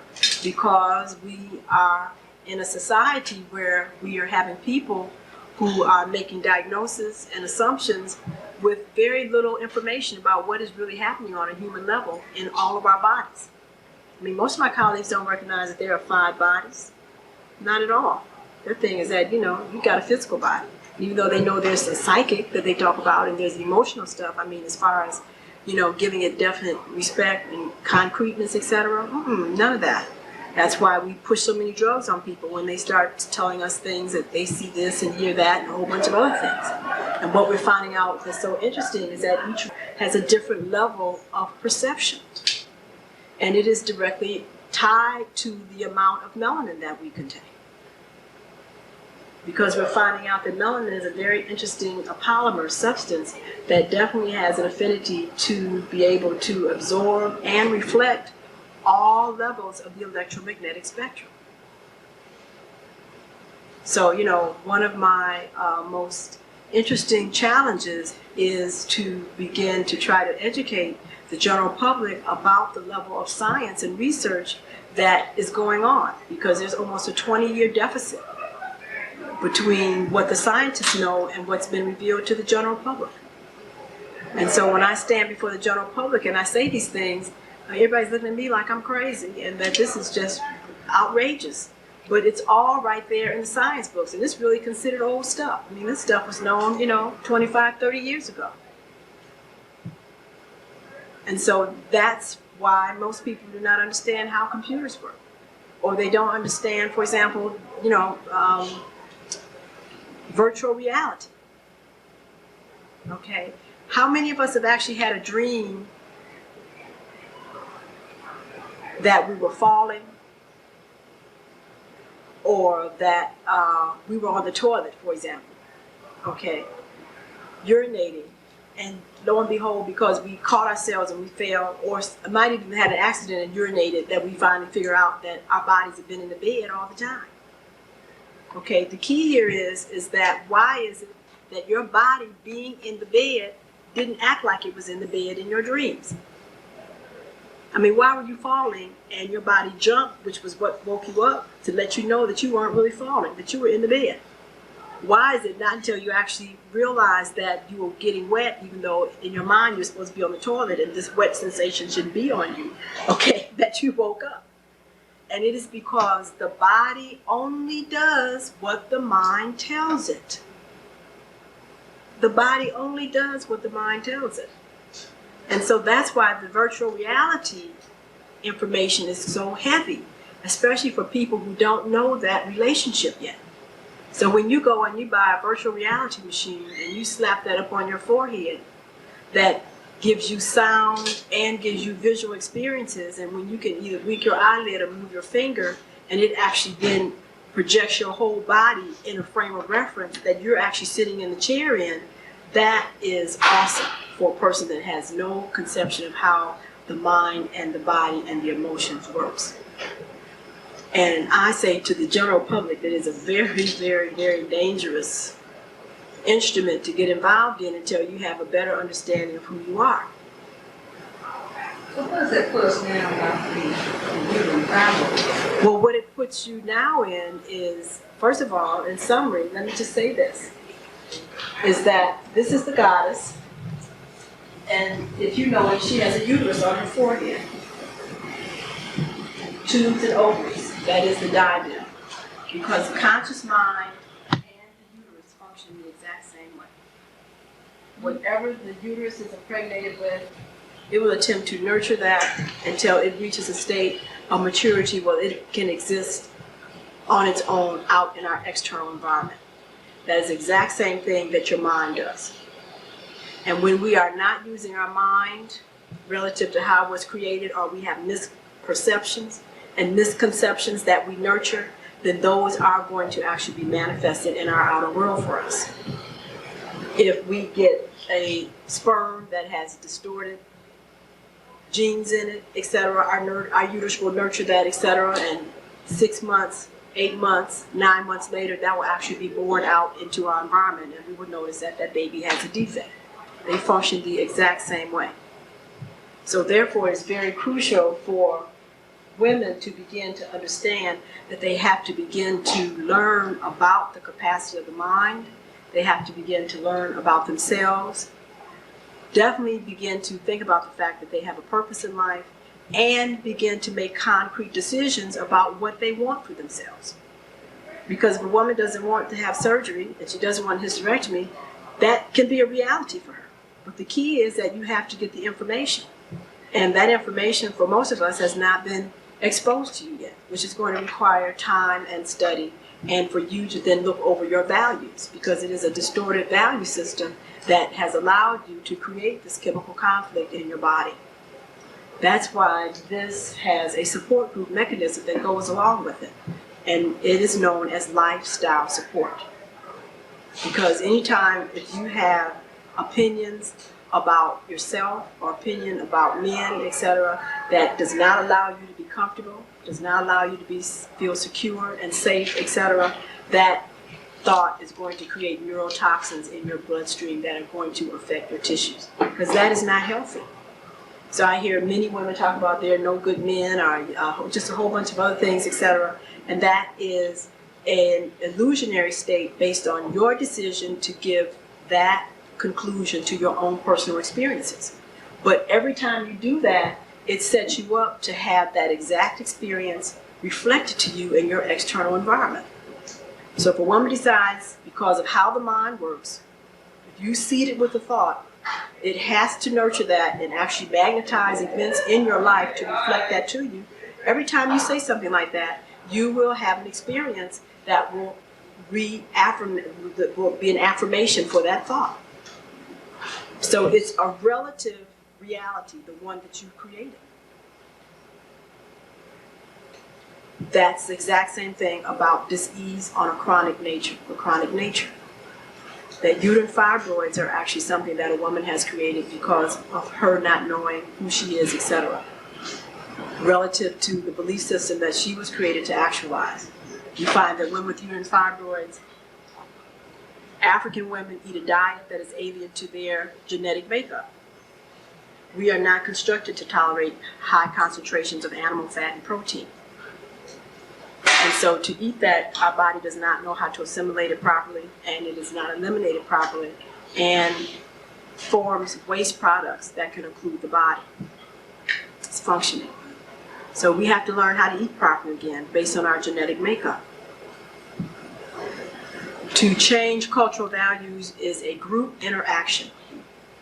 And when individuals are not able to function in a group capacity, especially if that is your value system, and that is as an African woman, then you automatically are set up for a disease. That's why support group activity to eradicate uterine fibroids is a necessity. So we have a support group that allows us to be able to discuss our belief systems, to look at them, to ask ourselves, to have a belief system like that, is that comfortable? Then what is the payoff for having a belief system like that? If you think it and you immediately go into discomfort, you automatically have made yourself ill. Instantly, you can identify that. So then how can we help you to then help you feel comfortable with changing that belief system so that you can think a thought and not go into discomfort and be comfortable? Because it's guaranteed that if you think the thought and you're not in discomfort, it's the truth of that thought for you is going to be reflected back to you. So you have to learn how to eat properly again. You have to learn how to release thoughts that immediately bring discomfort to you, upon you.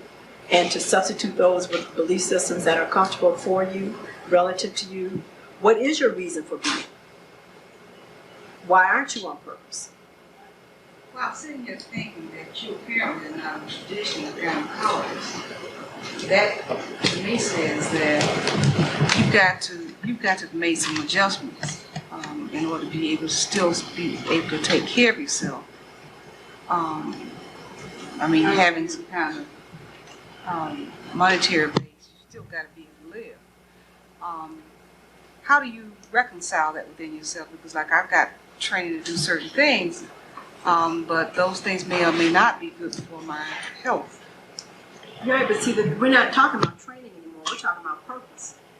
When a person's on purpose, they're already endowed with the talent and the gift to perform whatever it is in a very divine way, as opposed to being trained by somebody else so that you can learn how to do something. There's a difference between how a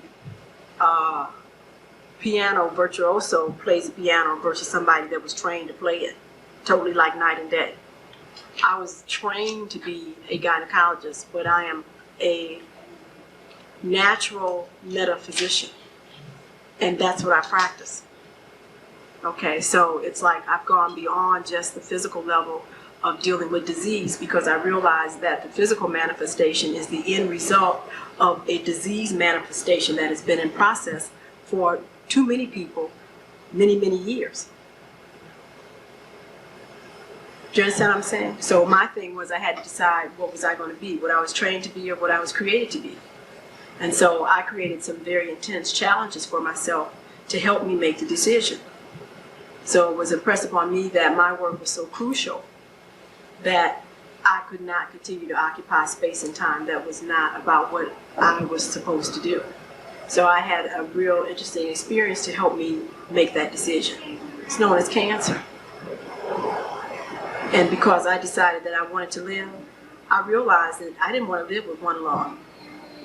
And I was not interested in having surgery and scars on my chest, because I've done lobectomies on people, and I've stuck chest tubes in, and I've given chemotherapy, and I've subscribed radiation. And I've seen what it's done to people, and I was not convinced that it really helped, which is why I stopped doing that. So that meant then that the first thing is, on this planet, is for you to be able to master it, that you have to have a physical body. Now, there's a lot of people that have left here, the Carnegies, the Fords, etc. They left lots of money here, but they're not here. So they haven't mastered anything. The key here, first law of mastering this planet, is that you must have a physical body. First law, not money, physical body. Okay, and I got real clear about that when I was ill. The next law is that the more intact your physical body is, the more dexterity and flexibility you have in being able to master the planet, because every cell in the body is relative and relevant. So just because a person doesn't know what something does has nothing to do with whether it knows what it's supposed to do, because nature, being the greatest accountant in the universe, does not waste energy. So that means that if you have it, it's for a reason. And if you don't know what it is, then you have to decide if you're going to be responsible enough to find out what it's for. Okay, but just to assume that, you can take out a spleen or cut out a gallbladder, remove a uterus, and it's okay, is it okay? Relative to what and whose standards? So the next thing is that we understand that what you believe determines what your quality of life is going to be, not how much money you have. So individuals who basically don't believe that they're worthy and that they should have a high quality life, regardless of how much money they have, they catch hell every day. And most of you all spend your time watching on TV, because that's what those stories are about. Dallas, all those things. Those are about people that have tons of money and live in hell every day. They can't trust people. Their kids still get sick and die. The whole bit, because money does not deal with any of that. Because it is a state of consciousness. So that means then that you can decide how much money you want to make, when you want to make it, and how you're going to have it, because that's what that is all about. It's the state of consciousness. The individual can take a rock from a beach and put 2 eyeballs on it and stick some little felt feet on it and make $1 million and call it a pet rock. So now, somebody else can do something so ingenious as make a satellite and be poor. Now, what's the difference? And it's a state of consciousness. I mean, personally, my opinion, I think I have more respect for the ingenuity in a satellite than somebody going to a beach and taking a rock and putting some eyeballs on it and some felt feet and making $1 million, and the person who makes a satellite is penniless. I look at Coca-Cola as a wonderful example of that. Stuff is totally worthless, has done more damage on the planet than most anything I can identify. People wait outside in line in the morning for Coke. Can't live without them. Things are everywhere. I was up in the jungles in Mexico, and the road was about this big, and we had to move into the mountain to let a big Coca-Cola truck come. You couldn't see houses for miles because it's all jungle. These people live in huts, but they know Coca-Cola is. And so my thing was, how does something this worthless have such a famous name and everybody wants it? And the reason why is because of the state of consciousness of the marketing people at Coca-Cola. It has nothing to do with the worth of it and value of it, and does it do anything good for mankind? It does none of that. It's a state of consciousness.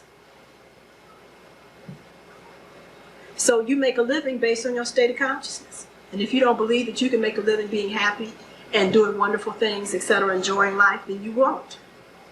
And if you think that you basically have to be enslaved and you got to do something that you don't want to, etc., because of whatever your work ethic is that you've been handed down, then that's what you'll have to live under. But everybody doesn't live like that. You have people that do nothing but play basketball all day, and they're millionaires, play golf, bowl. Some people do nothing but draw and paint all day. Some people do nothing. They just go travel. They make money all kinds of ways. So the key is that you have to learn that it is your state of consciousness that's determining all of this. And that's what this whole support group is about, because it's built on helping women to recognize their will to fail. See, anytime you go to a job every day and tell a lie like that, you have a will to fail. Anytime you basically say that you want companionship and you want a nice man, and then you turn around out the same mouth and say there's no good men or they can't be trusted, you have a will to fail. Anytime that you would say that you'd rather have a part of your body removed as opposed to actually figuring out what you can do to keep yourself whole, you have a will to fail. And we need to understand that that has been something that really has been ingrained in most of us, a will to fail. So success is basically what is important to you. I'm real glad to just be here and do this work. So I'm guaranteed that I will always have a place to stay and food to eat, and whatever I think about that I want, I will have. Why? Because I understand the relationship that I have with universal laws. The universe says that whoever supports it will automatically be supported, and whatever you desire will be granted. So, I mean, it's a breeze for me. And when it's not, I realize that this is out of order. And these are the things that you have to learn for yourself. And that's what the support group is about. The references and the studies that we have there, that's what that's about. And the person who supports you in helping you lovingly to relinquish these belief systems that cause you to fail every day is there to support you to do that. There are no more diseases on this planet that are going to be eradicated on an exclusive basis. None of them. So as long as people have their insecurities, their fears of interacting with other people, etc., they will die by themselves. So it's a universal problem that we're having on the planet. And we have to come together, each and every one of us, and be willing to do our part, if for no other reason but to admit that we have a problem and ask for help. Because just doing that will then bring it. But the idea of taking off part of the body, I mean, nobody's creating a body yet. This thing is divine. It is sacred. It's fabulous. It's fantastic. And we don't know what it can't do yet. We know what people have settled for because they haven't thought of anything different. But we don't know what it cannot do yet.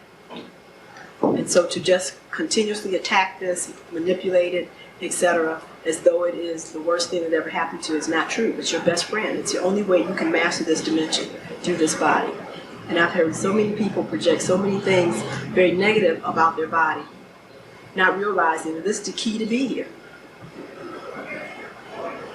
So this is the whole issue that we have to basically learn to turn around so that we can get the best out of what's really here for us. Heaven and hell is a perception.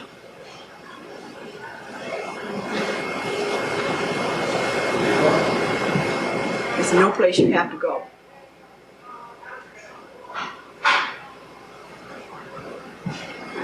So, I didn't bring a kid up here. Can somebody hand me a kid? Back there? Uh-huh. Jewel, if you mentioned the foods that we eat, Mm-hmm. is it sufficient that if the diet changes, that the fibroids can go away, or there must be more to it beyond the... That's how I treated fibroids for years, just changing diet. You know, I probably have about maybe 400 charts in my office where I just changed the diet. And we watched them go down, etc. And as soon as they went on vacation or they got tired of cooking properly for themselves, etc., they would come back in about a year. So their periods were heavy again, etc. Their stomach is all bloated out because the fibroids were back. So, in other words, it's similar to the herbs and the vitamins that you talked about. If you change them once you stop, then they will come back. So, See, because whatever that diet change is, you must continue that for the rest of your life. No. What I'm saying to you is that every species on this planet has a way of being. And as long as you're not being what you were created to be, you will always have a symptom in your body to remind you of that.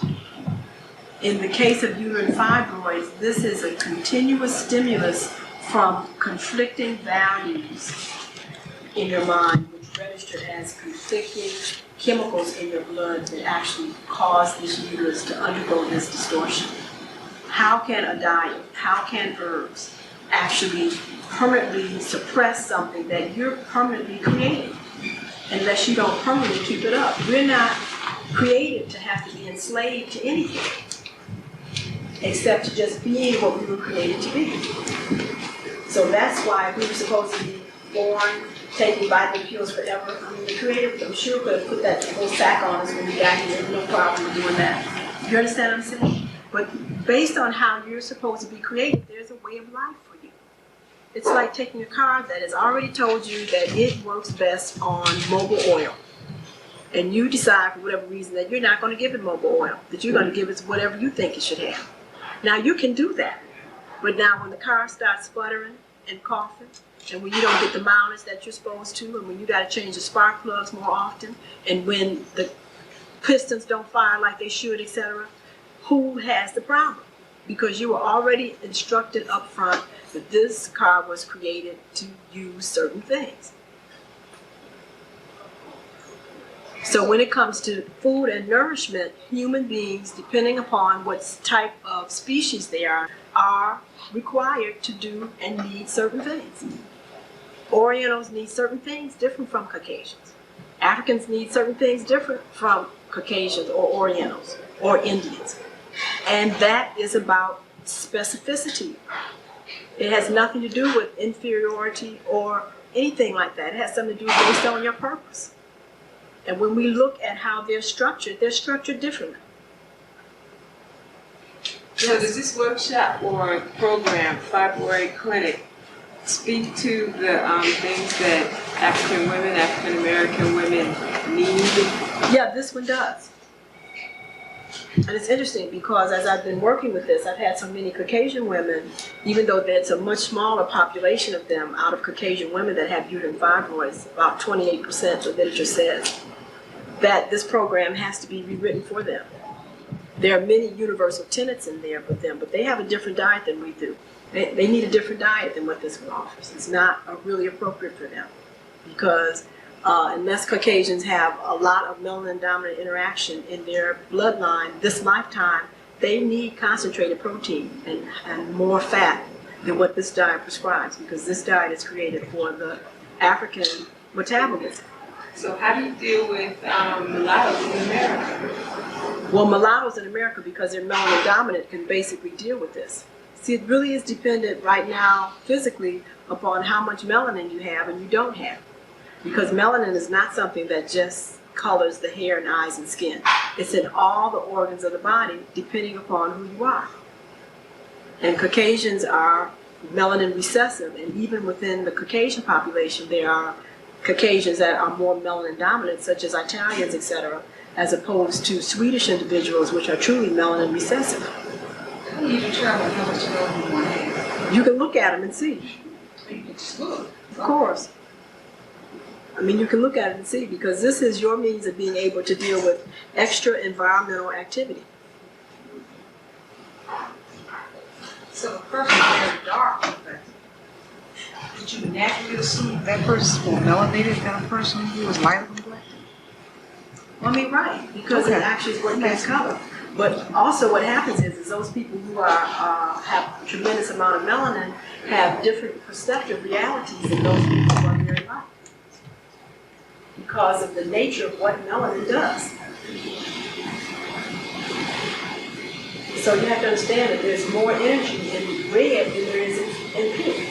That's what makes a difference between the two colors, even though they have the same family frequency of red. So to get the same type of reaction from pink that you do with red is impossible, because we talk about an energy gradation and an interaction. So when you learn how to see things from an energetic perspective, it makes it very simple what I'm saying. Okay, and so I'm just saying that, you know, Africans in America are eating a diet that is not in their best interest, and they will have many, many physical symptoms because of it. Whether this program works for some fibroids you discussed early on, the subcoastal, all of the different terms that you use, would you have to do a particular evaluation to determine whether or not? I mean, but that's for you to do. It's an ultrasound. But we know when you are healthier and when you're not. Okay, so let me just finish this real quick, and I'm going to introduce you to a few things. So this is, it's a 5-tape cassette album, and this is the manual that I've talked about. We have a whole line of herbs that help to support the body for heavy bleeding, for swelling, to help dissolve the stagnation in the fibroid, to help increase ovarian function. I mean, you know, all of the things that I see that actually have supported on some level of your five beings with uterine fibroids has been addressed here. The entire physical structure of the woman has been addressed at this level.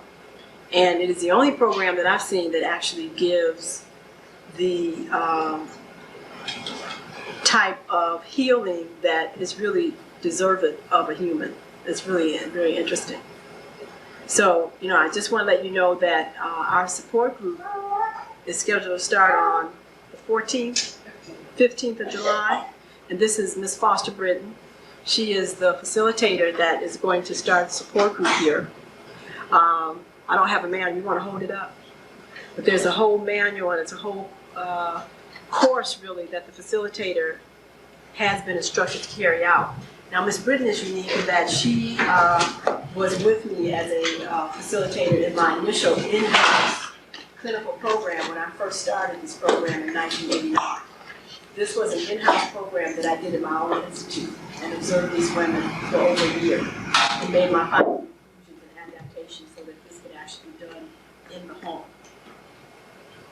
Yeah, so yeah, this is a facilitator's manual here. And there's also a manual for support group participants. We also have a guest here from New York from my support group. And that New York support group has been in existence the longest. Their anniversary was just last week, as a matter of fact, for 1 year. And to have initially seen these women when they came to the group a year ago and to see them now has been just very rewarding. So fibroids have shrunk, you know, 20 weeks down to the size of a grape, etc. But that's really minuscule compared to what's really happened to these women, because these women have now actually stepped into being themselves. Many of them were extremely overweight. They had low self-esteem. They just had a whole bunch of other problems, etc. And they've all just transitioned and metamorphed out of that, which is what real healing is about. I mean, to just get rid of a symptom and still walk around in the same psychological misery and fear and insecurity and devastation is not really a human at all. Ms. Harris, you want to come up and share a few things? Hi, my name is Adiola. I started with the support group in New York a year ago in June. When I met Dr. Pookrum, we had a sister named Dia, who was our support group facilitator. She had a health symposium at the National Black Theater. And a friend of mine is a nurse, and I had just been diagnosed as a rule-out ovarian cancer and a rule-out rectal cancer. I had, in 1985, had a fibroid that totally displaced the uterus, so I had surgery, and they removed the uterus. So then in 91, I started having a lot of vaginal pain and bleeding, and I was going to my doctor telling them that I kept feeling like there was something in my vagina that was pressing or pushing down. Initially, they couldn't feel anything, but after doing sonograms, a lot of different tests, there was a tumor that was there about 3 centimeters in size. So my girlfriend she says, well, you're in the profession. You know how to do your research. You know how to assess whether something is, whether this person is for real or a quack. That's what she said. So she says, but I'm a vegetarian myself. And she pulled out her statistics. And she said, well, studies have shown that people, when they eat a certain way or have a certain lifestyle, that they don't have these diseases. She said, I have all the statistics here. So she gave me some literature that she had. But she wasn't willing to step out as a physician. What she was willing to do was to support me in that if I needed to have tests or blood work, that she would take care of that aspect of it. So so I got on the program and we met with the support group. And the support group has been instrumental for me, and that I was really, really out of it. You know, I was in a lot of pain, and to have sisters come together and to support me, my thing was, well, what am I going to do about this pain? Sometimes I couldn't get out of my bed. So this is really a blessing for me to be able to stand up and walk around this long, because after I started with her program in April, but in June was when I stopped working, and when I had just gotten to the point where I was literally confined to my bed because of the bleeding and the pain. Everybody was saying, well, you know, bed rest when you're bleeding.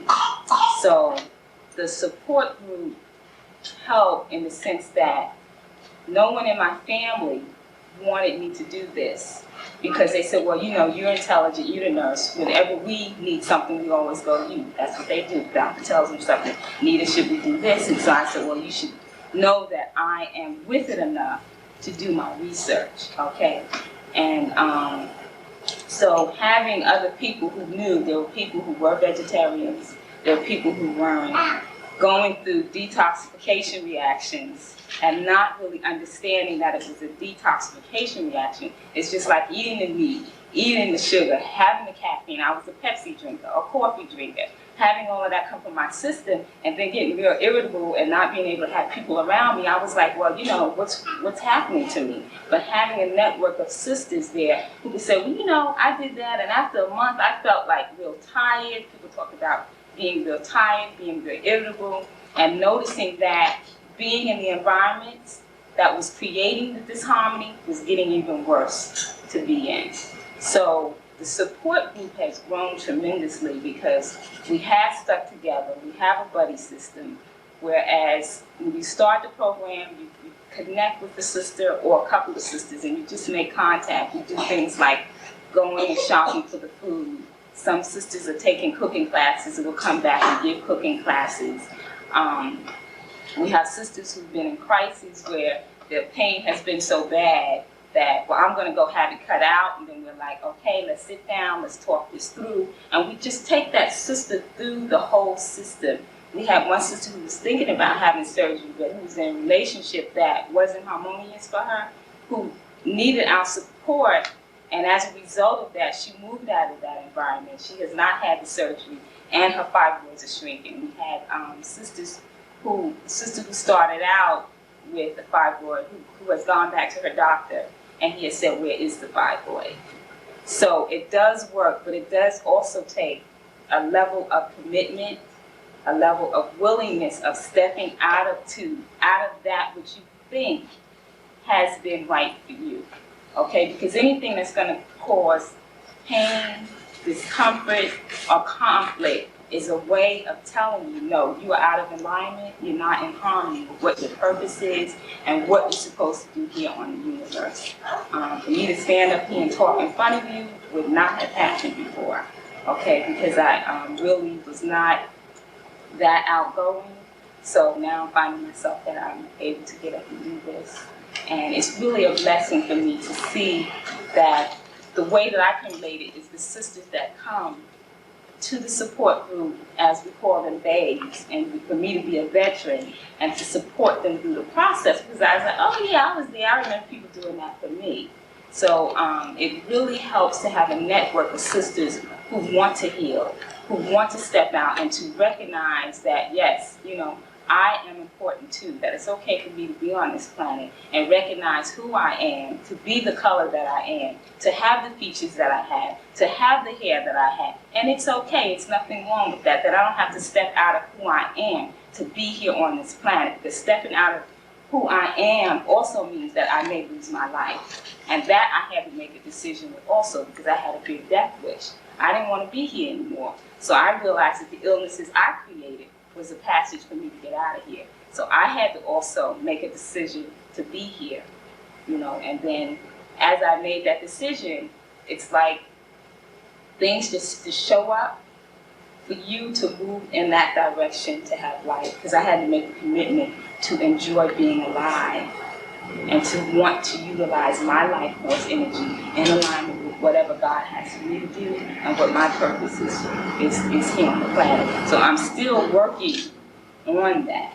And if you just get together and recognize that we as sisters need to begin to come together for information other than men bashing, sister bashing, and for, you know, without the fashion, that we need to really come together and start healing ourselves. The first place that you have to start is with yourself, where you can step out and talk about healing anyone else. Because then if you can be the living example, then somebody else can see from your lifestyle. So I have my family saying to me, you know, what have you done? You look great. You look, I'm so glad you did that. Whereas before I had all these problems with, don't do that, is she okay, have you checked into her credentials, you know, and it really wasn't about that. It was really about what choice I had to make for myself. So, if there are any questions. So how's your health? Excuse me? How's your health and what is your doctor? Oh, okay. Well, in September I had a sonogram, and the tumor that was there, they can't find the tumor. Okay. Now I have pain on occasion, but it's not nearly like it was. And now the bleeding that I have, I say, is my menstrual cycle that I never wanted, because I never wanted my period, and I was not okay with it. I used to hate it. So I say that that's giving me another opportunity to accept my womanhood and to step into that with the original belief system that I came here with, that I came here as a woman. So then I need to begin to take on all the responsibilities of me stepping into my womanhood, into my goddesshood. So are you bleeding excessively, or you just... No, now it just comes on, it's just like a regular period. It will come on for 3 days and then go, and I chart it on the calendar every month. So now I'm an interesting case with the doctor, so I have to be careful who I see. Oh, you remember they did a hysterectomy now. This woman is having a period every month. Yeah. So, yeah, because I've had doctors who wanted to treat me for free as a result of that. They're interested in studying me. So, I define that. And so I'm real clear about what I have to do. And I just keep working at it. Okay.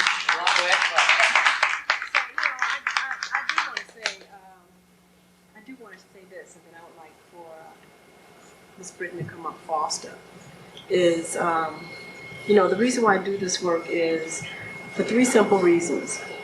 One is because I want to live. Secondly is because this is what I agreed to come here to do.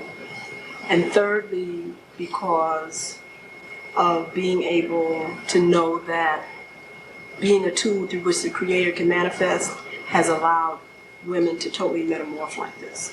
These are the only 3 reasons why I do this work. I have found that in my life experience, this is the hardest work for me to do because of the suspicion, the negativity, the questions that I have to be bombarded with every time I open my mouth.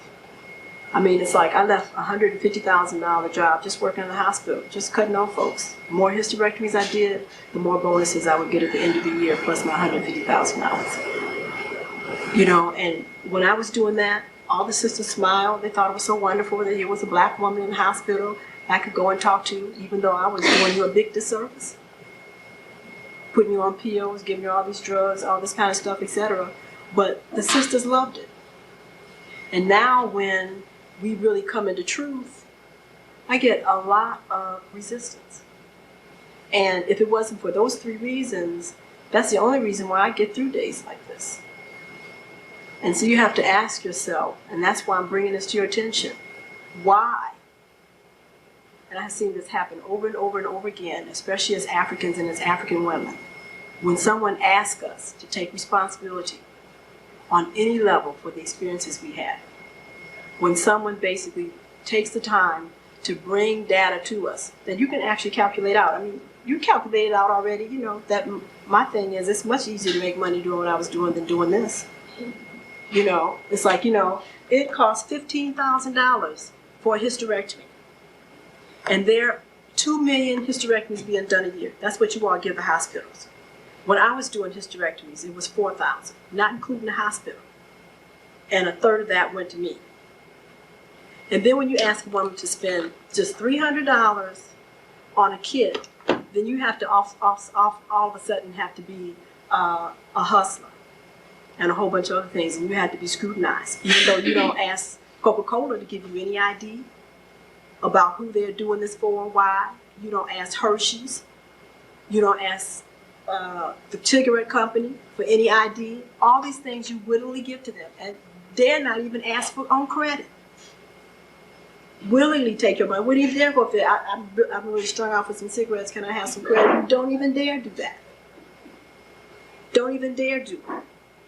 But then something that's really for you, that's really going to help you open your stuff out, I mean, it's to the bone. And that, I have found, has been real intriguing as to all the things that you will bring into your community. You buy McDonald's like they're going out of style just because they draped in kente cloth. Stuff is just as rot gut and poison as it can be, but now they draped in kente cloth, they get spreads in your newspaper, everything. I said, and here we are, this is an epidemic among African women, uterine fibroids. The European medical hospital establishment has decided already that you are a problem. You don't take care of your kids. And this is an ideal opportunity to get rid of as many uteruses as possible and get paid for it. So we get $15,000 a while. We get $300,000 every time you take a shot of Lupron and whatever else we might do to you. And you have never done any research to question that why, etc. And why is it that you have not seen one brochure put out by the American College of Obstetrics and Gynecology telling you anything to do other than take Lupron and have a hysterectomy for uterine fibroids, in the face that they have already showed you that for all these other diseases, diet, stress reduction, massage, exercise, etc., is playing a role.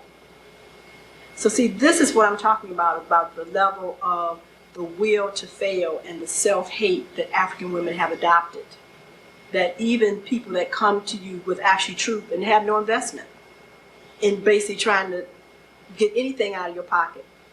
And we actually destroyed them because we've become so adjusted to taking on those value systems that have never ever been ours.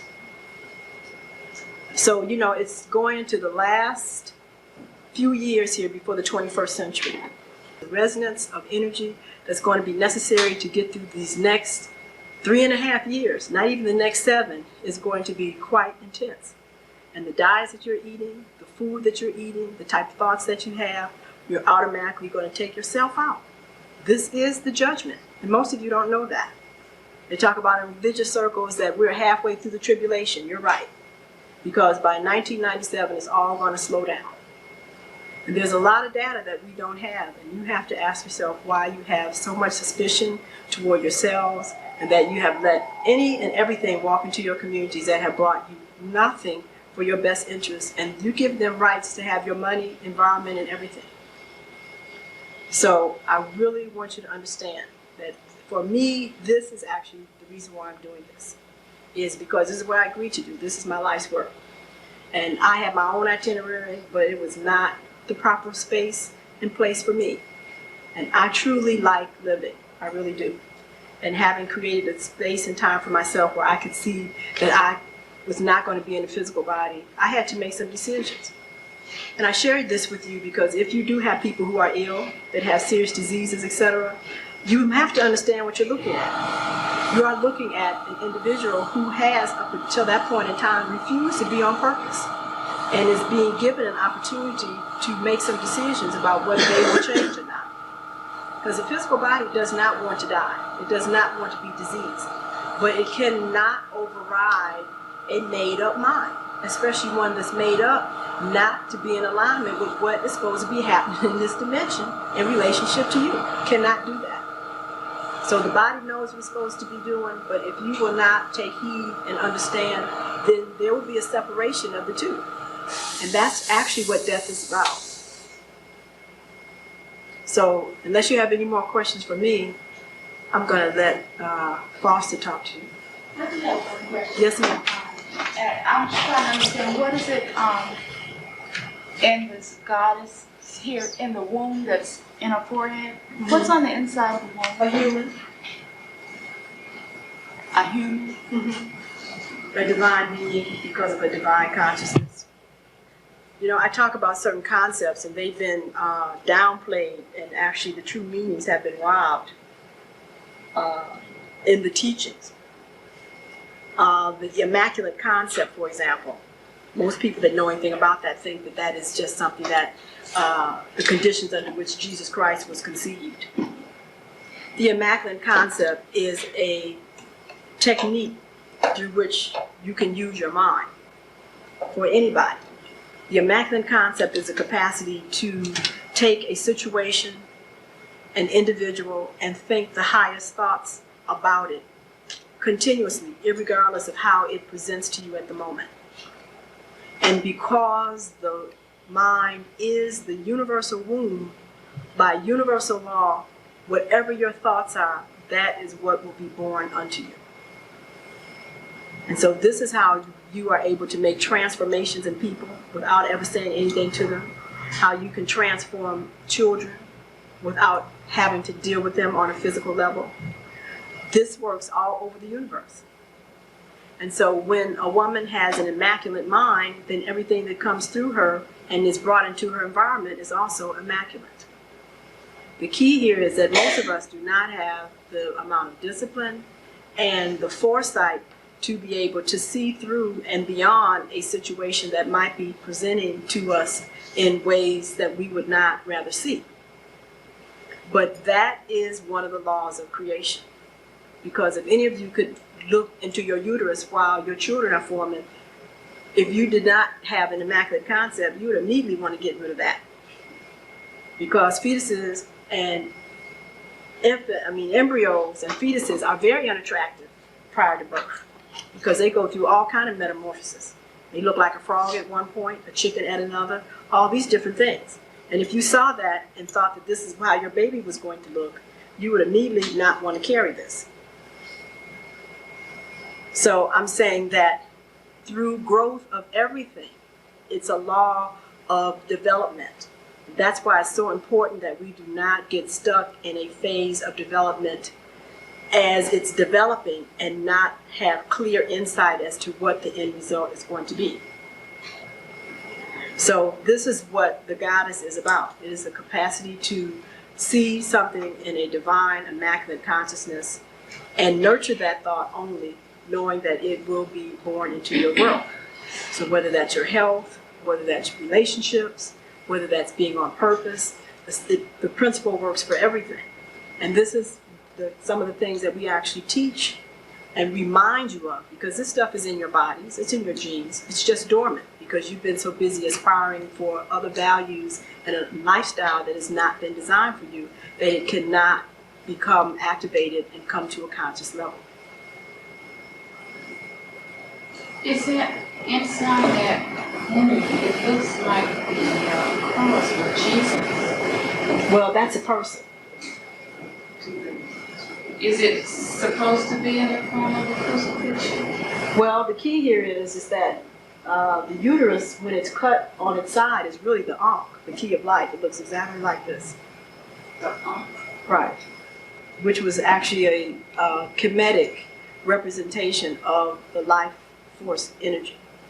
So in Egypt, they have this little loop on a stick with little, right. That's the uterus cut on its side. It takes the exact same figuration. Okay. So what you see in there is actually just a man flexing the arms and legs in the uterine cavity. But that's where all humans come from. They come from the female energies. And so you have to understand that, again, I'll say this again, is that being on planet Earth is a commitment to mastering the principle of magnetism. Regardless of whether you're a woman or a man, we're all here to master that because that is the dominant principle on this planet. So this is what it's all about. It's about being able to understand that we get what we have because of our degree of magnetic attraction. And the woman is the epitome of that. And it is the woman's responsibility to also cultivate and nurture that particular learning process and activation in the man. But when we ourselves don't understand that, then therefore they don't understand it either. And so therefore they don't have the magnetic principle in alignment to temper the electric activity that they carry. Which results in Destruction, because the electric principle always dissipates. And you have to hear me clearly because you have never heard me talk about good or bad or not. It's just a fact. And if it wasn't for the electric or dissipating or what we call chaotic activity, many things that are necessary for life could not occur. Just the chewing of your food is an electric or dissipating or chaotic activity. But if you do not break the food down or dissipate it into its elemental structure, you can't absorb it to reassimilate and to rebuild yourself. It's a cycle. So they both are hand in hand. The key is that if you represent one principle versus the other, then you have to understand that under all circumstances, you have to represent that principle through that energy field. And that's where we're getting so confused with homosexual activity. It's an energetic confusion. It really is. So I have seen, for example, I was in New York and there was a woman and a man in the subway. And this woman was talking to this man in ways that were incredible. It was like really, really interesting. She was extremely antagonistic, very verbally abusive, etc. She was talking to this man. That is a very harsh demonstration of the electric principle. You know, the electricity can do wonderful things like light up this overhead, but it also can shock you and kill you.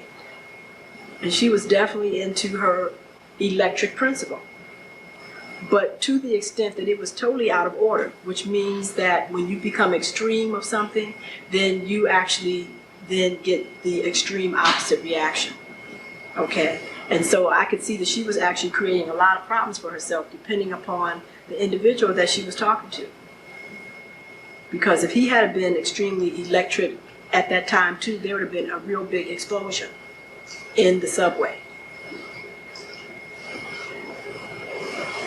So these are just basic scientific and physical principles that we operate under, that we have totally fallen into a state of ignorance under, that we have to regain to have mastery over matter in our environment.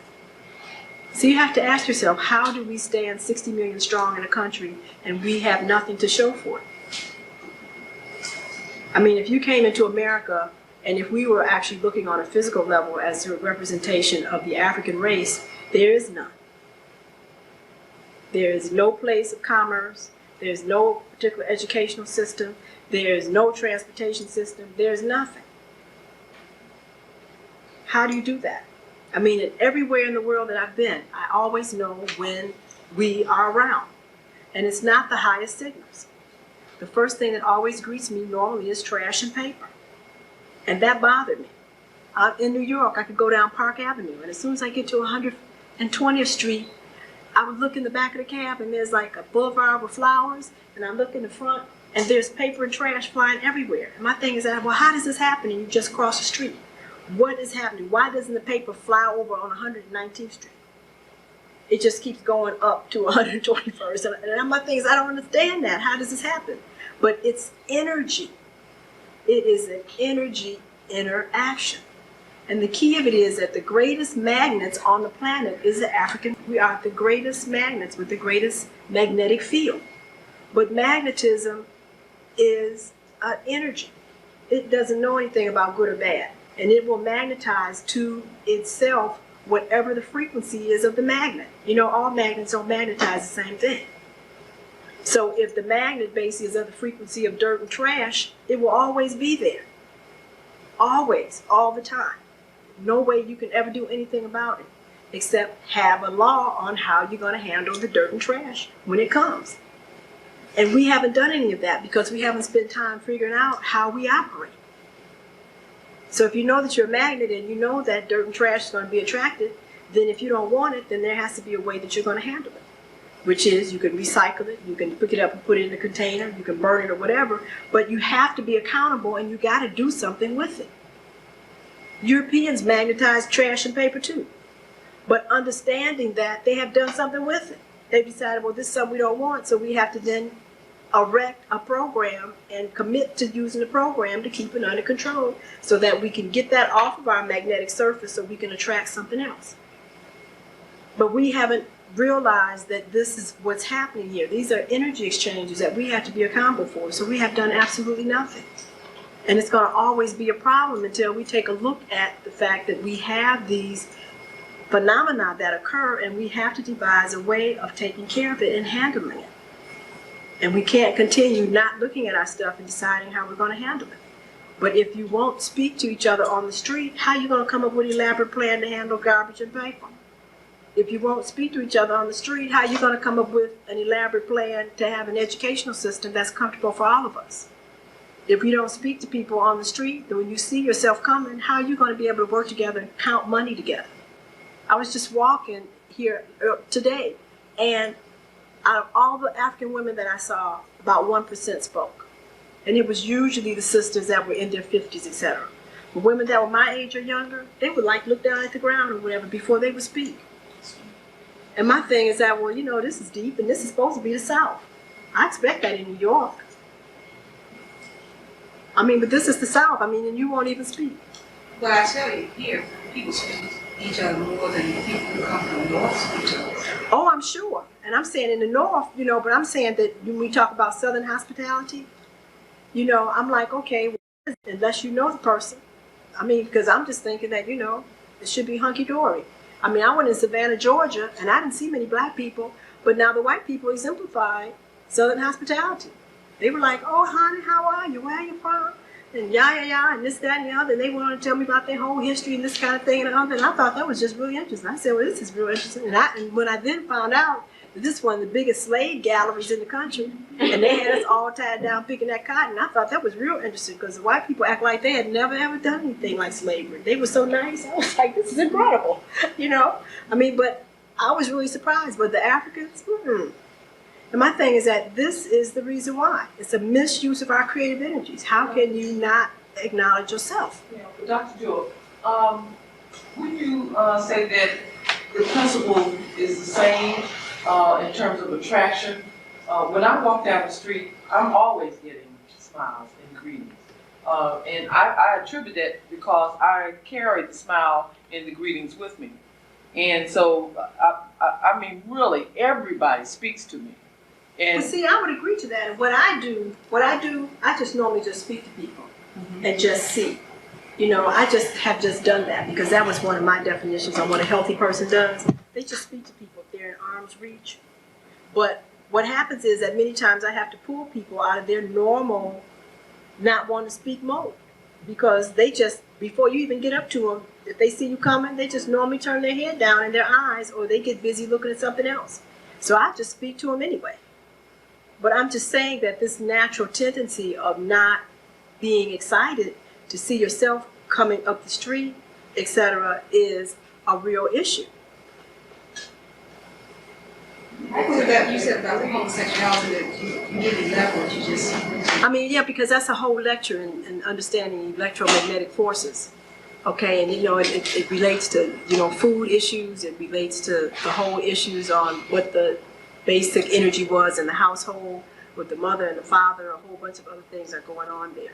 You know, it's a real heavy issue, and you know, I spend time doing sex workshops because I found out there was so much distortion in our whole sexual activity that we had to really get clear on that.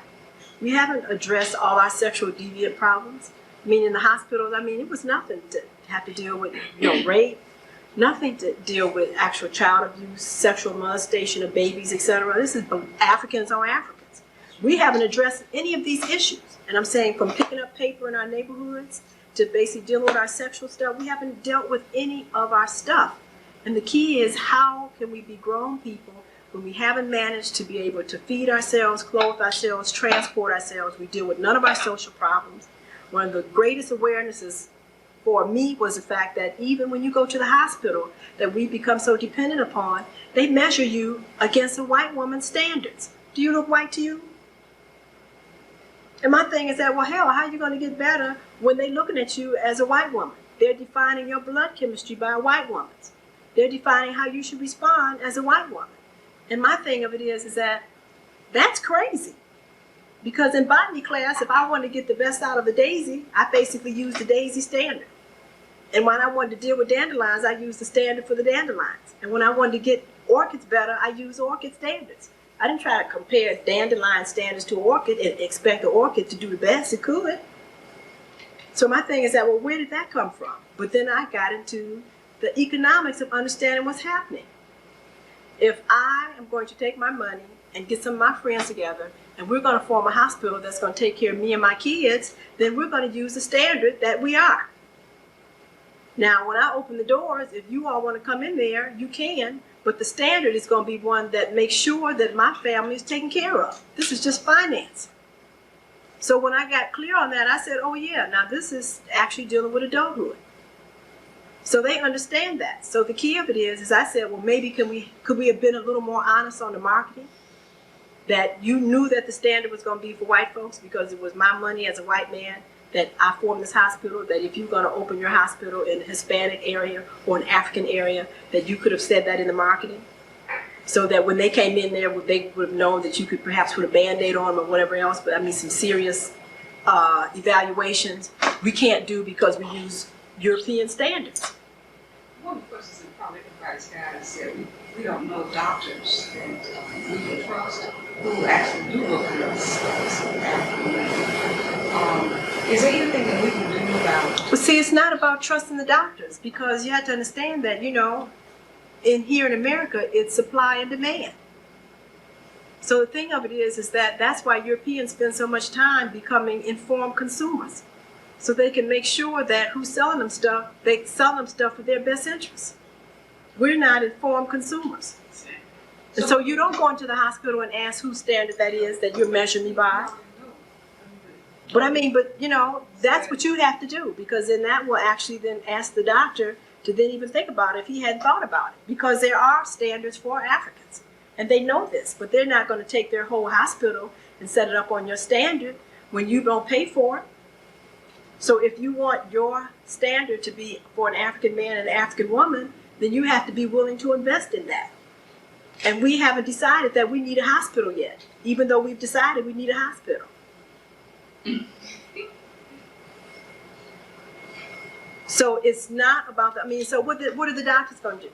You think that if all the black doctors found out that they were using white standards and then decided to use black standards in the hospital, that the hospital's going to pay for that?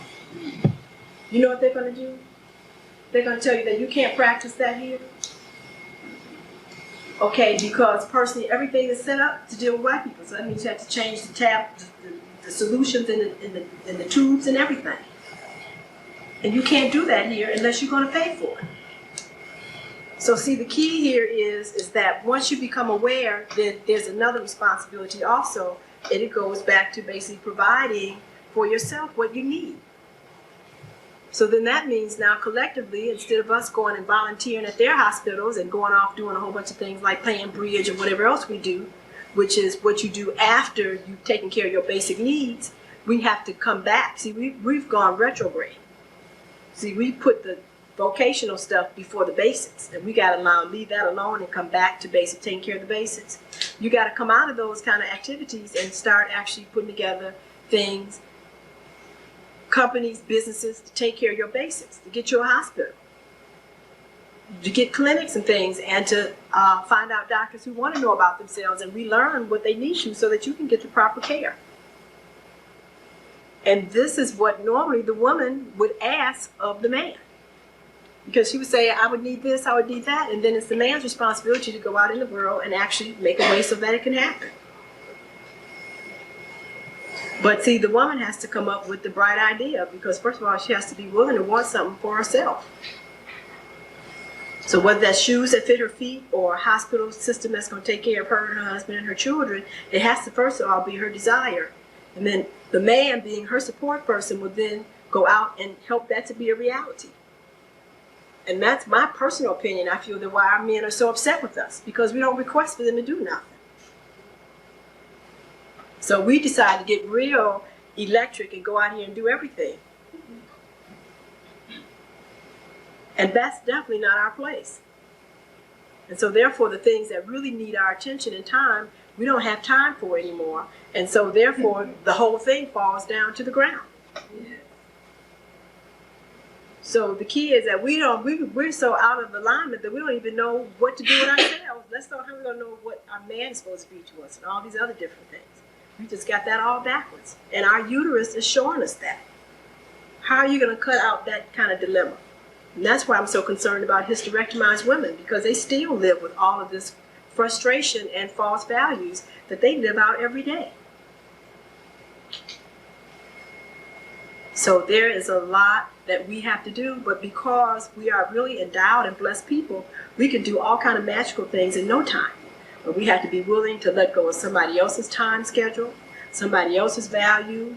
We can observe how other people do it, but we have to understand that that is an option, and some of the steps they use, we can use, but then it might have to deviate into a whole new thing, and not be afraid to do it and to try. You know, we feel that many of us that we can't do anything unless we have European degrees. You know, I want to be a teacher. The first thing we got to do is drop everything and run back to get a degree in a European educational institution to teach. When we see over and over again that they ain't teaching nothing. That's what I think is so incredible. It'd be tremendous if they was coming out being, you know, fantastic teachers, but nothing happens in there. And we just run in there so diligently and sit and pay our money, and then come out and perpetuate a whole bunch of craziness that we see does not work for us. And the key is that the teachers have already been taught. The Creator has already anointed the real teachers. And they don't have to go to anybody's institution, regardless of what color they are, to teach. But if they don't have any insecurity about themselves, and they feel a need to have to be accepted by somebody outside of themselves, then it's never going to come out, which is the whole issue that we as Africans are dealing with. We do not feel that what we intuitively have and the capacities that we have are good enough. And that not unless they are stamped by white people are we going to accept